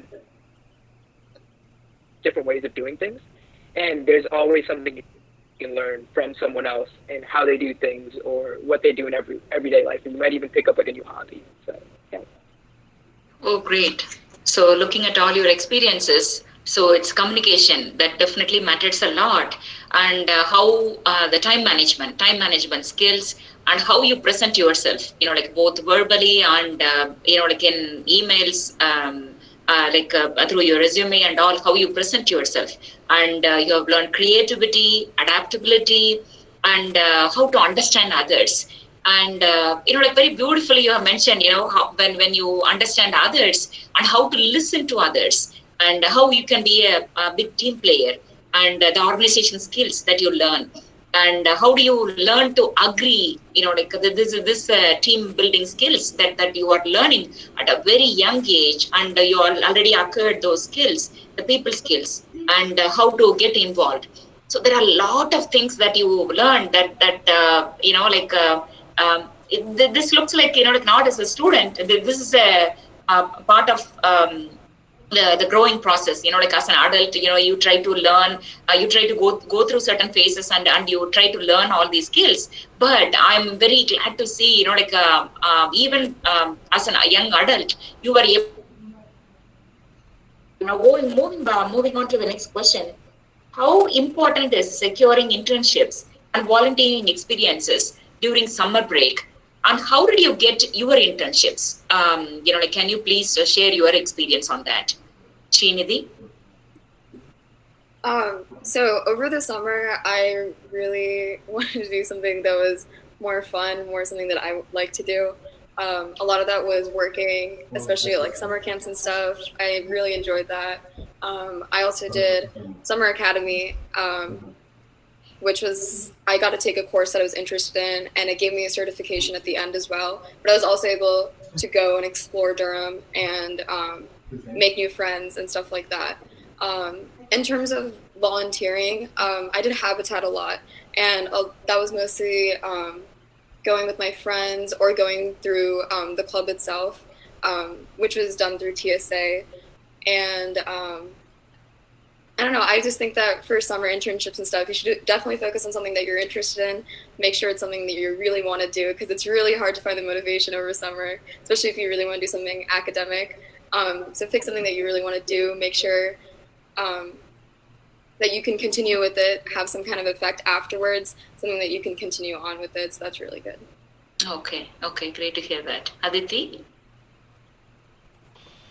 So over the summers, I did volunteering at Kumon, and that was just something I was passionate about because I like working with children, and so teaching them was a good experience because I was kind of able to learn from them and also learn how like an educational program is facilitated, which was really interesting. And then the other two things I did were the SVSM program that I mentioned, and also a program called Governor School, and I went for math. And I decided to apply to those two because I honestly just like learning new subjects and like taking new classes on interesting topics. And I knew that those programs would expose me to like higher level classes with people who kind of have the qualifications to teach them. And so it was interesting to sort of be in a summer camp with other students who were like-minded and take courses which we weren't exposed to in high school.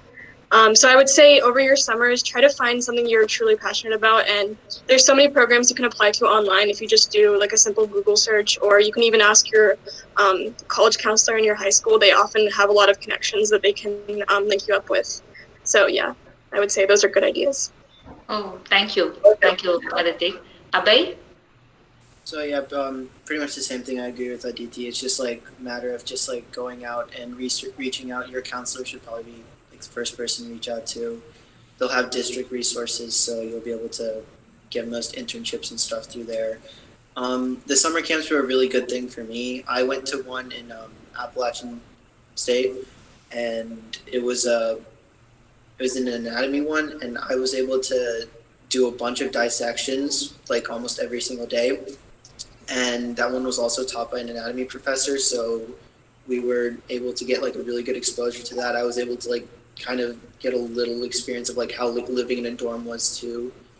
So that was like a good experience for me.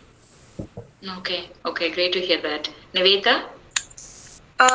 So they were pretty important, the volunteering and experience, because it helps you like develop these skills like a little bit before you get to college, and it does like it's more of a growth process, but like it's okay if you don't stress out too much about that.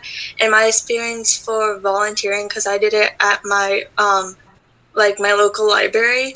I just remember I knew about it because when I was in middle school, one of the librarians from that library actually came, and I was like part of like a book club. So she came and like talked about like the entire like teen program for volunteering, and like once you become like, I think it was 16, you can come and like do all these volunteering activities.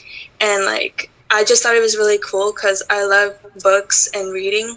So I decided when I was that age to apply for it. So when it came to that summer, I applied for it. They just asked for like, what are your interests, like how are you as a person, and when you can do this, and just like a brief like stuff about like you. And so I got that, and every summer after that summer, they just contacted me, and they were like, hey, we really enjoyed you, so just make like connections with like like who you volunteer with and like the coordinator, because they'll likely remember who you are and want you to like work with them again. So I just think that's super important. Oh, wow. That's great. Kavya? Yeah, volunteering, internships, like jobs, pretty important because I think it gives you a lot of experience.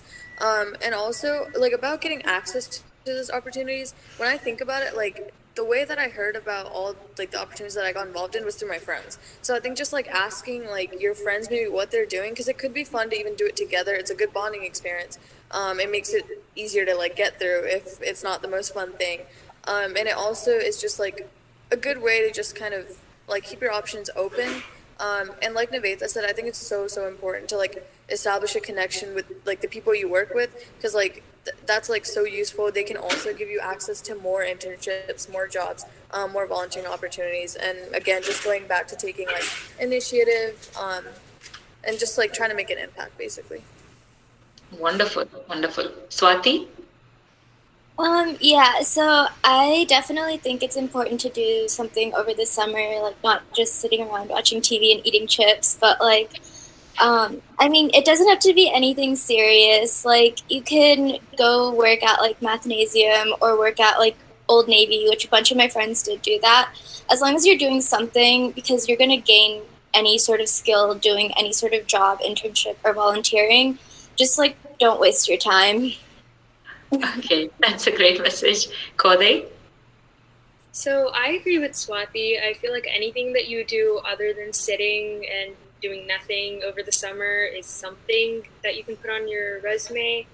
I was very grateful that my school offered this program called Explorers, which helped me figure out what type of career-oriented volunteering or it was like the thing that you go to Microsoft and then you learn coding. So it's something like that that helps you get through the whole summer with some experience on the side, and as well as asking counselors where you could go to internships. We have a career counselor. I'm not sure if every school has it, but although there are career counselors, you can go to them for internships or anything like that. But other than that, I'm pretty sure I heard Abhay saying that he reached out to a few organizations to ask for internships, which you could also do. I did not have that experience, but I do have friends who did reach out to a lot of people. And although you will get more no's than yeses, the yeses will count. So. Awesome. I agree with you on that. Adarsh? Yeah, over the summer, I just kind of worked wherever was the easiest to get a job. So mostly it was like the Y or other just like childcare places. Other than that, I didn't really do anything useful. It was just rotating between that and playing video games. I'm pretty good at video games, so it's a good balance. I think playing video games over the summer is a phenomenal use of your time. And just taking your opportunities where you can is great, but playing video games is also great. I have to agree with you on that, Adarsh. I have 2 boys, so I can understand how important is playing video games, right? Yeah.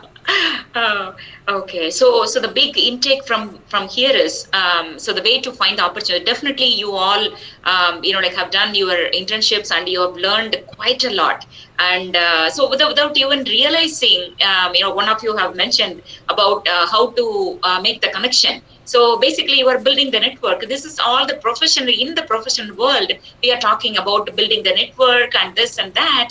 But at a very young age, without even knowing, like all the big terms, you are acquiring, like all those skills. And definitely you are working for that, as Swati has mentioned. So summer shouldn't be spent on just, like sitting home, like eating chips, TV. And also, I have to agree with others also. You should spend little time on that. But at the same time, make your priorities and as well as go ahead and, don't waste your time. Don't waste your time. And the way to get access to the internships, you all mentioned counselor, he or she is a very good resource. And school, whatever the school offers, and like Koden has mentioned, career counselors. So some of the schools have college counselors, okay, and what the district is offering. And just like other people, just go ahead and Google, or reach out to your community, reach out to your friends, and so from your childhood, like how you make the connection and try to go back and ask them, hey, do you have an opportunity available for me? I really love this place. I would like to come back and I would like to work for you. So making the connection and learning from those experiences, that is exactly the thing colleges really want to see. That's a great thing. Okay, and here we go. What if you don't get into your dream college? How should you prepare a college list or planning a school visit? How did you do that? Srinidhi? So for me, I wanted to limit the amount of colleges I applied to because I really did not want to write that many essays. I had 2 backups that I knew that I had like a bigger acceptance rate that I knew I would be able to get into, just in case, you need those. And then I kept most of my schools in around North Carolina. And so I applied to like Chapel and USC, UNC Charlotte, and I also had a couple reach schools. So I think I applied to 6 or 7 colleges total. And I didn't apply ED to any because I wasn't really sure which colleges I wanted to go to. I was never like heartfelt for one college. But I do have to say, after the decisions do come in, you kind of do realize which colleges you really want to go to, and you kind of get that feeling. So it'll be good. Okay, that's great to hear that. Aditi? I think typically people say to apply to like 3 reach schools, 3 sort of equal schools, and 3 safety schools. So if you kind of base your search on that, it'll be easy to narrow down the schools that you want to apply to. I would also say to go after your major more so than the college, because your major is kind of ultimately what determines the opportunities you'll be participating in and the sort of trajectory your career will follow. So if there will always be like a school in your own state which is kind of best known for the major you're applying to. So I would say definitely apply there because the in-state acceptances are usually higher than the out-of-state acceptances. So it's... Okay, thank you. Abhay?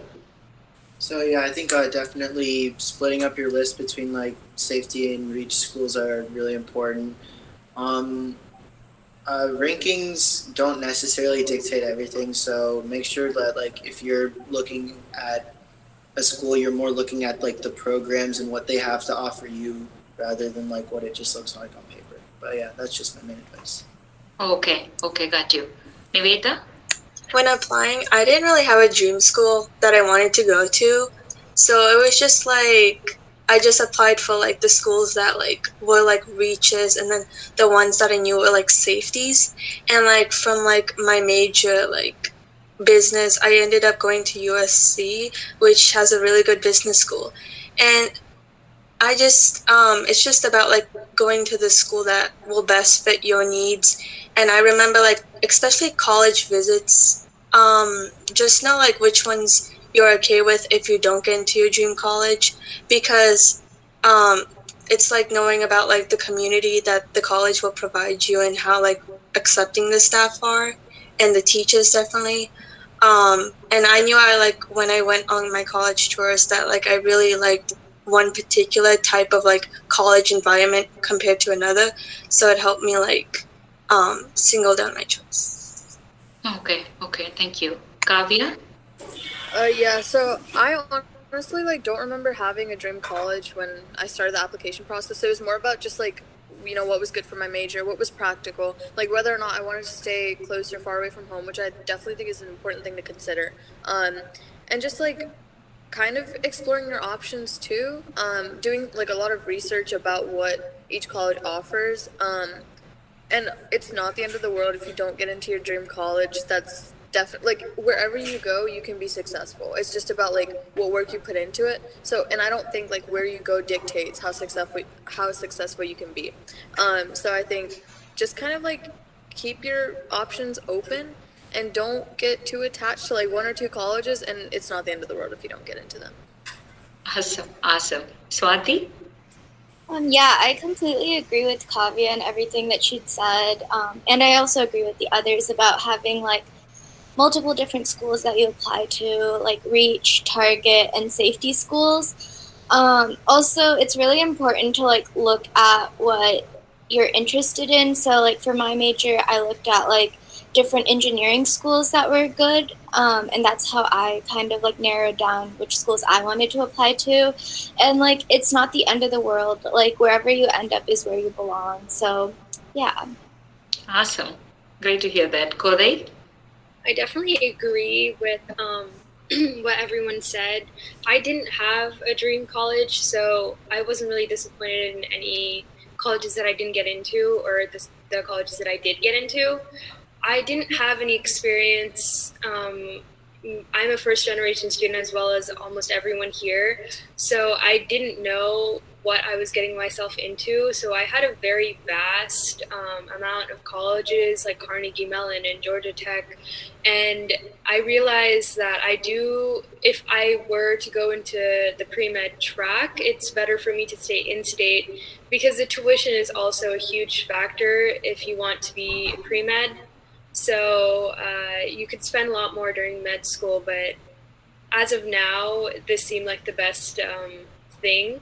And in-state colleges are most likely to carry the credits that you get from AP credits or dual enrollment credits, and that helped me a lot. So it's a matter between what you want to apply to. Like, since I applied to a lot of different schools, I applied to like economics or neurocomputing engineering, and those are very different things than what I am going into now and for the next 4 years. So just do what you want to do is my thing. You can always change your major when you get into that school. Okay, that's a great thing, great message. Thank you. Adarsh? Yeah, so when I applied to a little too many safety colleges. So I think if I'd gone back, I would have cut out the handful of schools that I applied that was like that were safety colleges that I added. I, instead of going for the 3-3-3 rule, I kind of went for like the 3-6. So I applied to almost 6 safety schools. Obviously, they were all in-state schools, and I don't regret applying to any of them because anything can happen at the end of the day. But I think sometimes, like, being confident that you can get into at least your neutral schools is important. And don't get too overwhelmed with the fact that, like, oh, what if I just can't get into the schools that I think I'm sure that I'll get into. So I think it's important to be confident that you will get into at least a base amount of schools and not spend too much time on all of your safeties. And I also, like I talked about this earlier, but I applied to 2 or 3 schools that had free applications just because there was really no downside. I didn't have to spend $85 for each of these applications, and they served the purpose as being either a reach school for me or even being a safety school. So I think it's important to really like look for the opportunities that you're given and make use of every single one of them. Wonderful. Great to hear that. You know, like the best part that I hear today is, so none of you went for the brand name. like all of you set your priorities, right? And you either went for your major, or like you had your priorities that you wanted to go to in-state schools only. So this is how exactly the process should be. So whereas like a lot of there is a myth that like if the brand is good, the education over there is, yes, it is there, but always we need to personalize the process to ourselves, and it is good to keep 3 schools under each category, right? Like reach schools and safety schools and target schools, and then you apply to each schools, and that is a perfect way to approach it. So now you all mentioned about like participating in different activities and this and that. Can you talk about any challenges that you faced during your college application process? Srinidhi? So the biggest challenge I faced was figuring out what college needed what, how do you turn it in, the deadlines. There's so much going on, and not everything is on the same portal. Not everything is like set clearly. So it's really important you go do the research, ask your friends. A lot of the times when writing my essays and stuff, definitely peer edit, definitely ask a lot of questions. So it's really good to get help and figure out what you're doing, because it is a lot. Yeah, definitely, I agree with you. Aditi? I would agree with that. I would say like all the research that goes into applying to colleges takes a lot of time. So if you can get a head start on that, like earlier on in your high school career, that really helps you sort of get a fundamental understanding of what you're applying to these schools for and what they're expecting, so that you're not kind of cramming that in later on when all these applications are due. And I would also say try to think of the ideas for your essay topics in advance as well, because I think once you have an idea you're passionate about, it can be easy to write about it, but finding the idea itself is the hard part. So it kind of, as you're going through the experiences, if you can kind of like jot down what you're learning, or the skills you're gaining, or the lessons you're learning, it can like create a solid foundation, so that later on you're not having to try and remember everything that you experienced and create an essay out of it. Wonderful. I got you. Thank you. Abhay?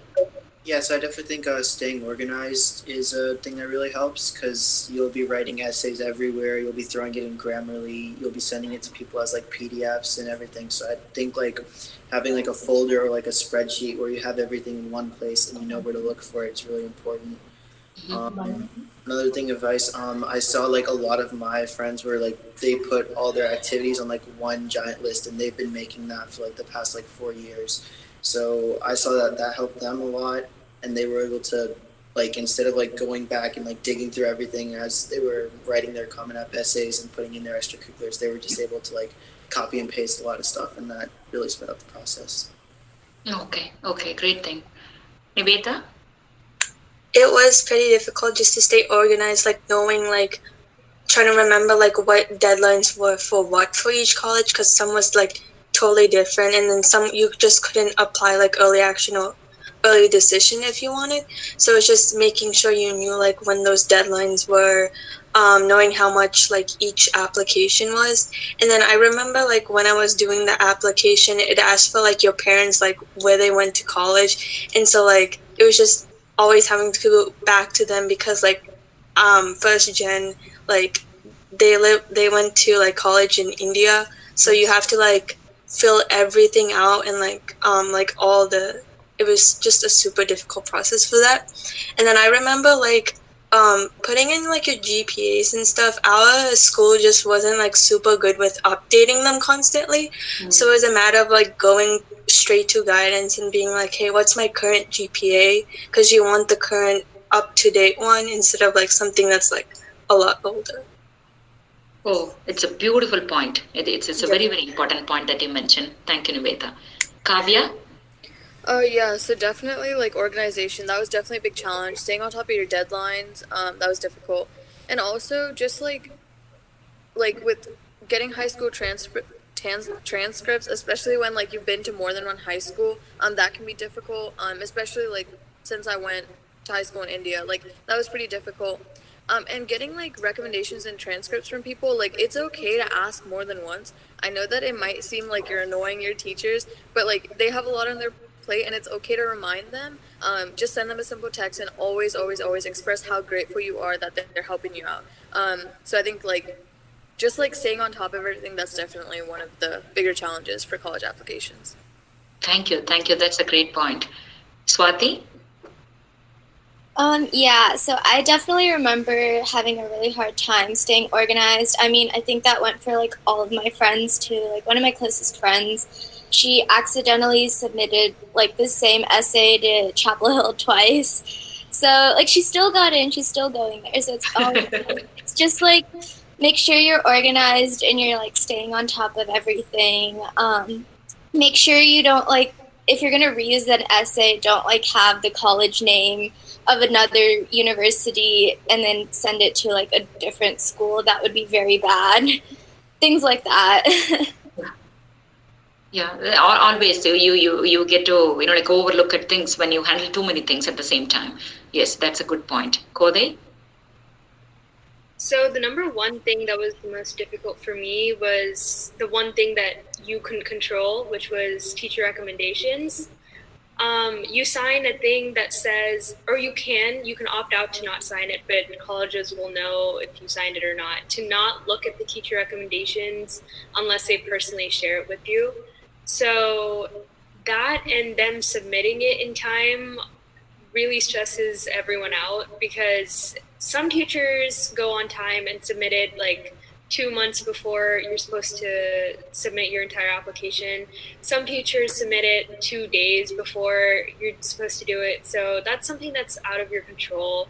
I definitely used Common App and Naviance. I'm not sure if anyone else used Naviance for teacher recommendations, but that's really hard to keep track of, along with your college applications, your essays, your supplements. You also have to look at if your teacher has submitted that. So it's really hard to do all of that. I feel like the only easy way you can do it is if you're with your teacher when they submit your recommendation, but I don't think there's an easy way out. I completely agree with you on that. Yeah, it is very difficult to keep track, and unless otherwise you are staying on the top of it, it's very hard to keep, make it possible. Others? So when I applied to college from high school, I was almost handheld by all of my friends. I was pretty oblivious to the entire process, and my friends helped me through the entire thing and almost borderline made my account for the common application. So I think it's definitely peer reviews and talking to your friends about what they're doing was the only way that I got through the entire process.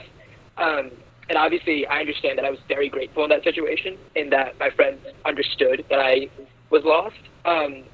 But I think there are a lot of resources online that help you, and Common App is a very easy portal to use. Being organized definitely helps. I found it easiest to make a Google Drive folder with everything that I needed and just titled it with what university I was sending it to, and just shuffling everything through the Google Drive so I knew exactly what I was sending. But other than that, the second time when I was a transfer student, I did both of my essays in one sitting, because I kind of understood what they were looking for the second time, and it was almost second nature. It was just easier. I understood what I was doing. I didn't peer review it at all. I just after writing it once. But I definitely think when you're applying from high school, it's super important to have other people read it. Okay, got you. So looking at all your responses, so it's deadlines, and you need to have good organizational skills, and the essay topics, what kind of topics that you're going to write on, and the best thing is, to approach a counselor for the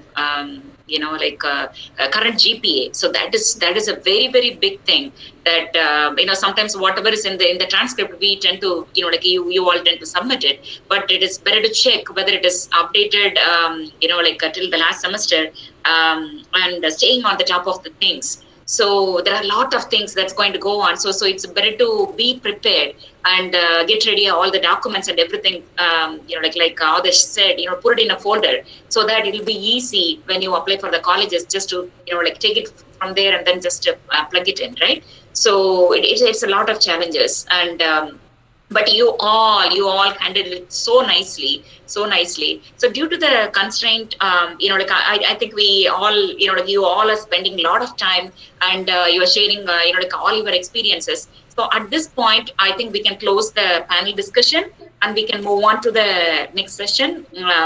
I'm sure, I think, Kavya, are you collecting the questions from the audience? I think she was doing that, and so if you can, if she can come and post the questions to us, so we can go ahead and answer the question. I think she's not. Okay, yeah, I'm not seeing her. I think. Let me see. Okay. You can look at the comments if you'd like. Yes. I will go ahead and ask you that. Okay. Okay. So one question. How can I get involved in research or internships if my school doesn't offer initiatives? How can I do that? So I would say that you can just reach out to like Novant Health. This is for pre-med or people looking into the medical section. You could just go on their website. They have a special portal that you go into and log in and say what you're interested in. But other than that, you just have to keep an eye out for other businesses that are looking for people. Yes. And I can add something on the top of it. This is a problem. The students get all the time. How can I find the research opportunities? How can I find the internships? So this is the best time that you can make use of your people around you. Like your mom, dad, go ahead and bug them. I would like to find some internship opportunities. Can you find something in your office, mom? Can you go ahead and check it in your office, dad? Or, can you check with your friend circle? So this is the time, we should not hesitate. Just go ahead and ask for help. Okay. And about the research, this is a kind of, little different thing. So research, unless otherwise the school is having some link with it, it's going to be very hard. But I think still it is doable. So you go to a university website, like Kode has just mentioned, and then try to contact, if you are, particularly if you are interested in, like Abhay, if you are interested in neurology, okay, neuroscience, go ahead and contact, send an email to all the professors in the neuroscience department. Okay, so this is what personally my son has done. One summer, so he contacted he has sent 80 emails to a lot of professors, all around the universities. And he got a response from just one professor saying that, yes, you can come and, I'll take you. So even if you get you may have to send thousands of emails, you may have to make a lot of calls. But by the end, if you are able to make, just one connection with any professor or, in a lab, that is a great thing.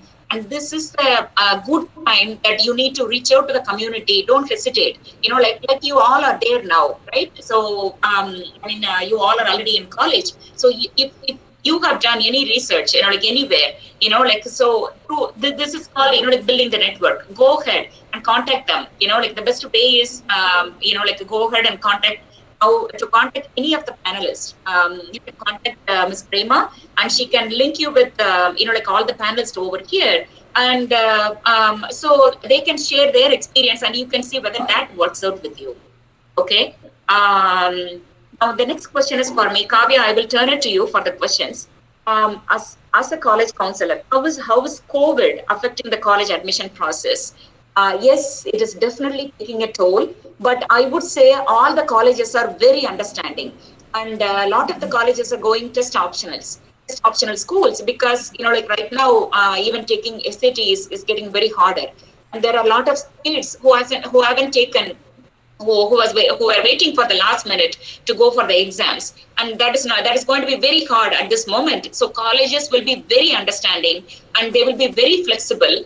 But there is going to be there are like a lot of changes which will be happening around the colleges. So it's better to check into each and every college, like on their website. Also, please call them. Like I would say, like even if update is going on, please call the particular college front office and try to find out. Even if you haven't done any college visits, here there are some colleges which are not offering any official visits, but you can like just go and drive around the university and see like whether you have a feel for it.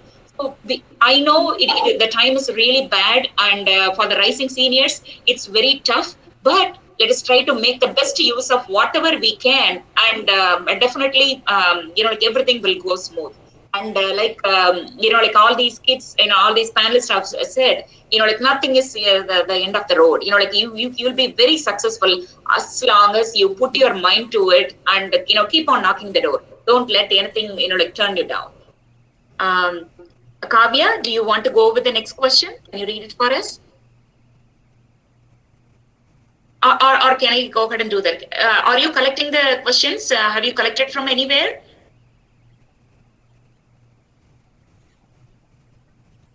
Kavya, for some reason, I'm not able to hear you.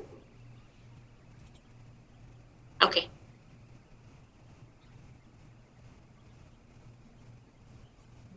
Okay. So what are certification courses and how do they evaluate certification courses?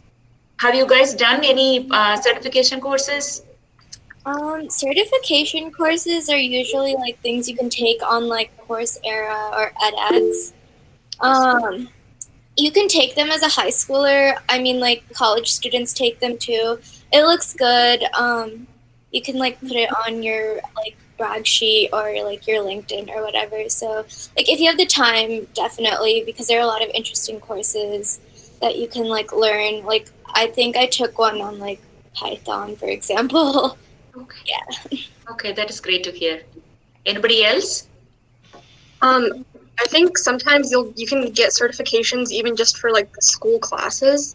Like if you're, for example, if you're taking a computer science class and you're focusing on a specific programming language, sometimes there's a certification you can get for that at the end of the year. Or sometimes within like clubs, if like just for participating in some activities, you can get a certain distinction or certification that way. So yeah, I think a lot of times you can get these just by doing the things you're already doing, and you don't necessarily have to take an extra step or put an extra effort to get these things. Okay, got you, definitely. And so the thing is, if the school is, for example, if the school is not offering any,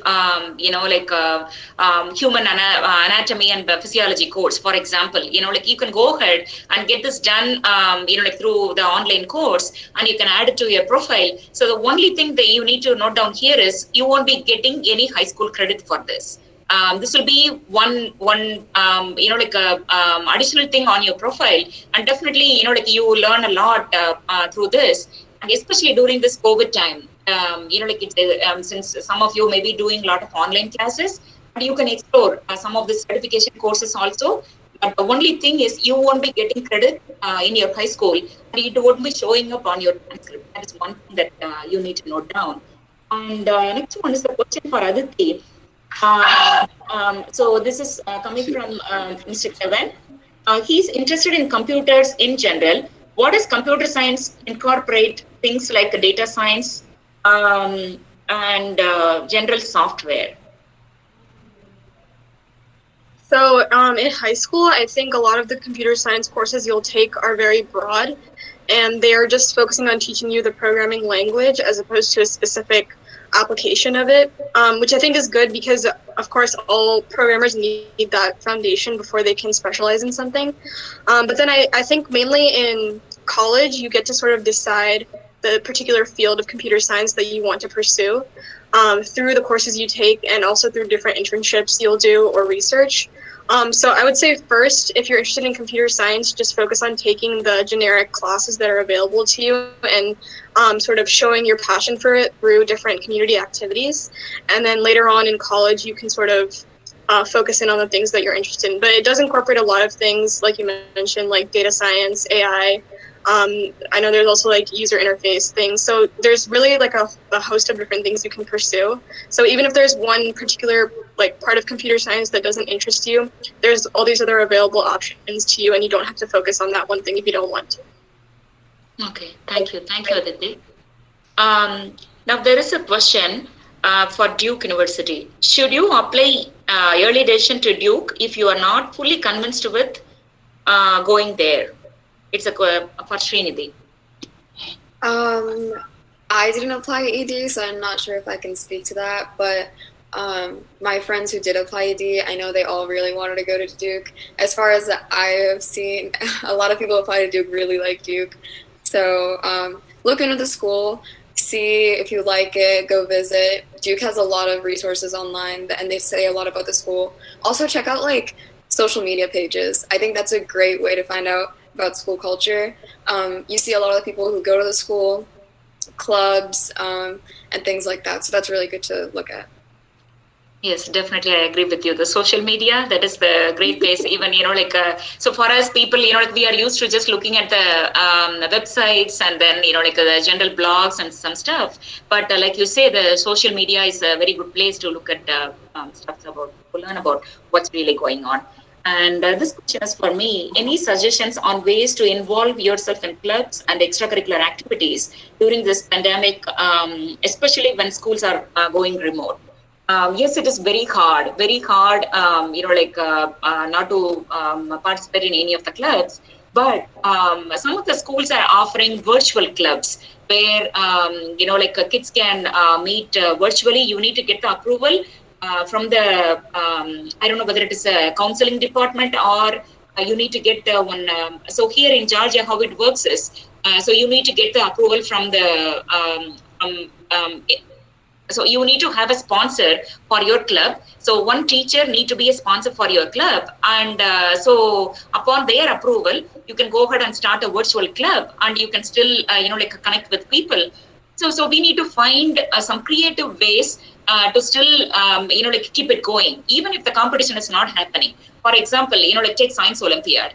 Okay, so it's not just about, participating in competitions. I know that is a lot of fun, going together and participating in competitions. But in this situation, even if it is not here, happening, why don't, the students just get together and start a club?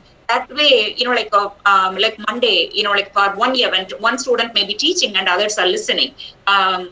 So just take your creativity to any level, and the colleges, I'm sure they want to listen to your creative ideas. And how do you make use of the time, even though during this difficult time? So come out and explore, and there is nothing that is stopping us. The only thing is we need to explore and be very creative. Okay, the next question. Anyone thought of being an entrepreneur, not wanting to do a conventional educational college degrees, especially as I hear you are following your passion all through your life? Has anyone? That's like Mark Zuckerberg. Like you gotta you have to have some sort of idea that's like really brilliant. And I mean a college education will definitely help, and like networking, obviously. So that's probably why a lot of people would go to college. But yeah, I saw that question and I thought it was interesting. But if you have a really great idea and you can get it started, I think I know a lot of my peers in college have a lot of startup ideas, and it's really nice because you can network with them and hop on that idea. But yeah, that's the benefit of going to college. Yes. Anyone else?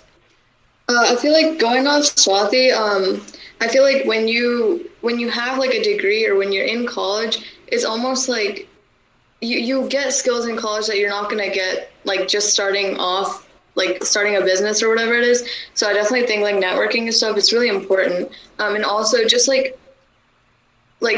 having the degree almost makes people want to work with you because they know that you have experience almost, because it's very hard to show that without having the traditional college experience. But I also do know that some people just know how to do it, and I think that's great too. But I think it would be good to have like college education.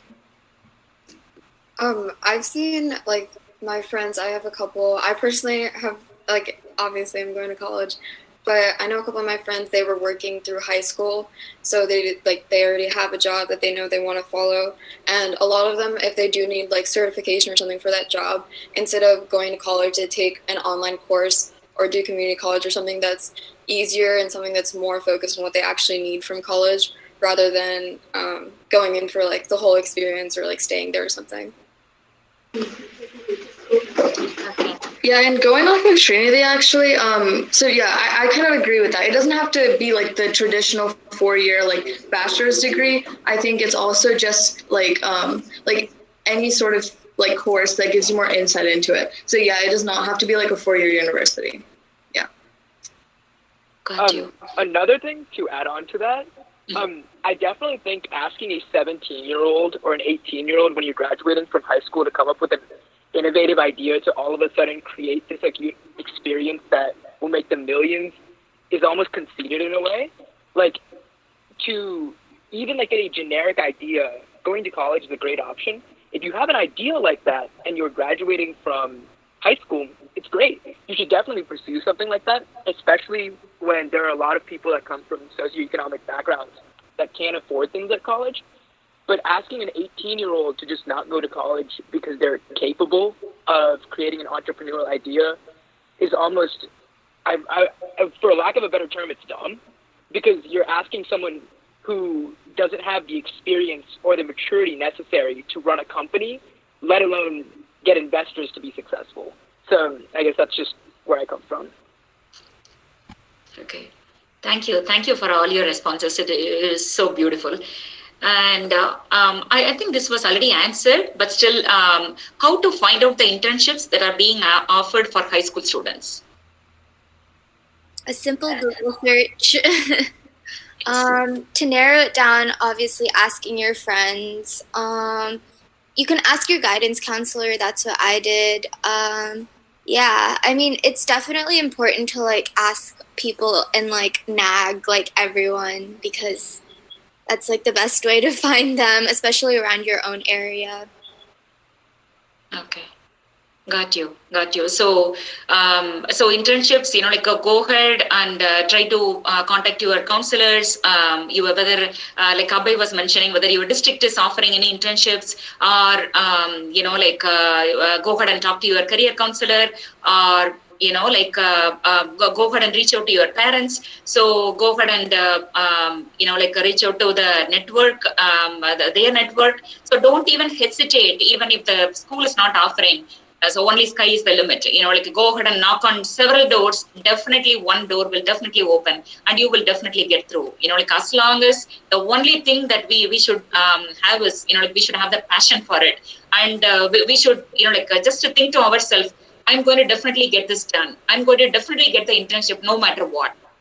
So that should be the inspiration for us. And as long as you have that, you will definitely, knock it off.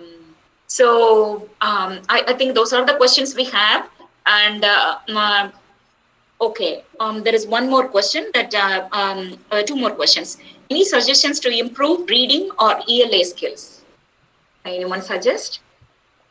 Read more books. Read articles. Like practice reading. Time yourself to read if you're like practicing SATs. Yeah. Okay, great. Definitely annotate while reading. That's so important. I know that when teachers tell you to do it, you don't do it, or you do it like the day before your book is due, but you got to annotate when reading. Okay, anybody else? I think writing can also help with reading. So, just if you have something you're passionate about, you can just practice writing about it, like a page, and then go back and kind of edit yourself and see the areas you could have improved upon, maybe your vocabulary or your grammar or whatever it is. So yeah, you don't have to do it as a practice, but just whenever you're feeling passionate or inspired by something, you could just write about it. And I think that can also help with sort of your reading and skills like that. Okay, great to hear that. So, does doing passion projects or things you can do during the during this COVID relating to your passion, like writing a book, count towards ECs? Definitely it is. I would say definitely it is. Whatever you do creatively, because everybody is understanding, and it's not just us. The whole world is going through this, and so the colleges definitely understand this. And whatever you do, especially you might have learned from all these kids' experiences. Whatever you do out of your passion, it is definitely going to pay off. Definitely going to pay off. So with that, I think we are done with the questions. And thank you all so much for being wonderful panelists. I really, I have to say very honestly from the bottom of my heart, I learned a lot from each and every one of you. And for me, you don't look like, like all the 8 of you, you don't look like the regular young adults, okay? And I totally admired like all your experiences and all your intake of from the experiences, whatever you inferred when you shared it with us. It was a great lesson. It was a great lesson, and for me, I didn't feel like I was talking to a bunch of young adults. No, you all talk like like big scholars, and hats off to each and every one of you. And thank you so much. Thank you so much for participating in this panel. I'm sure, like a lot of young kids would have learned a lot from all your experiences. And to all the audience, all these kids would love to help you in whatever way they can. If you want to reach out to any one of them, please send an email to Ms. Prema, and she would keep in touch with these students, and they can communicate with you back. Thank you so much. And a big thanks to Ms. Prema for this wonderful opportunity. Thank you so much. Thank you. On behalf of Charlotte Tamil Sangam, I really want to thank Mrs. Devi and all the panelists for your valuable insights and information. I'm confident that many of the audience would have found the session incredibly useful. And for the audience, thank you for your participation and support. Please provide us your valuable feedback so that we can continue to bring programs like this to you. And moreover, please stay tuned for a series on in-depth understanding on this topic. Thank you, everyone. Good night. Thank you.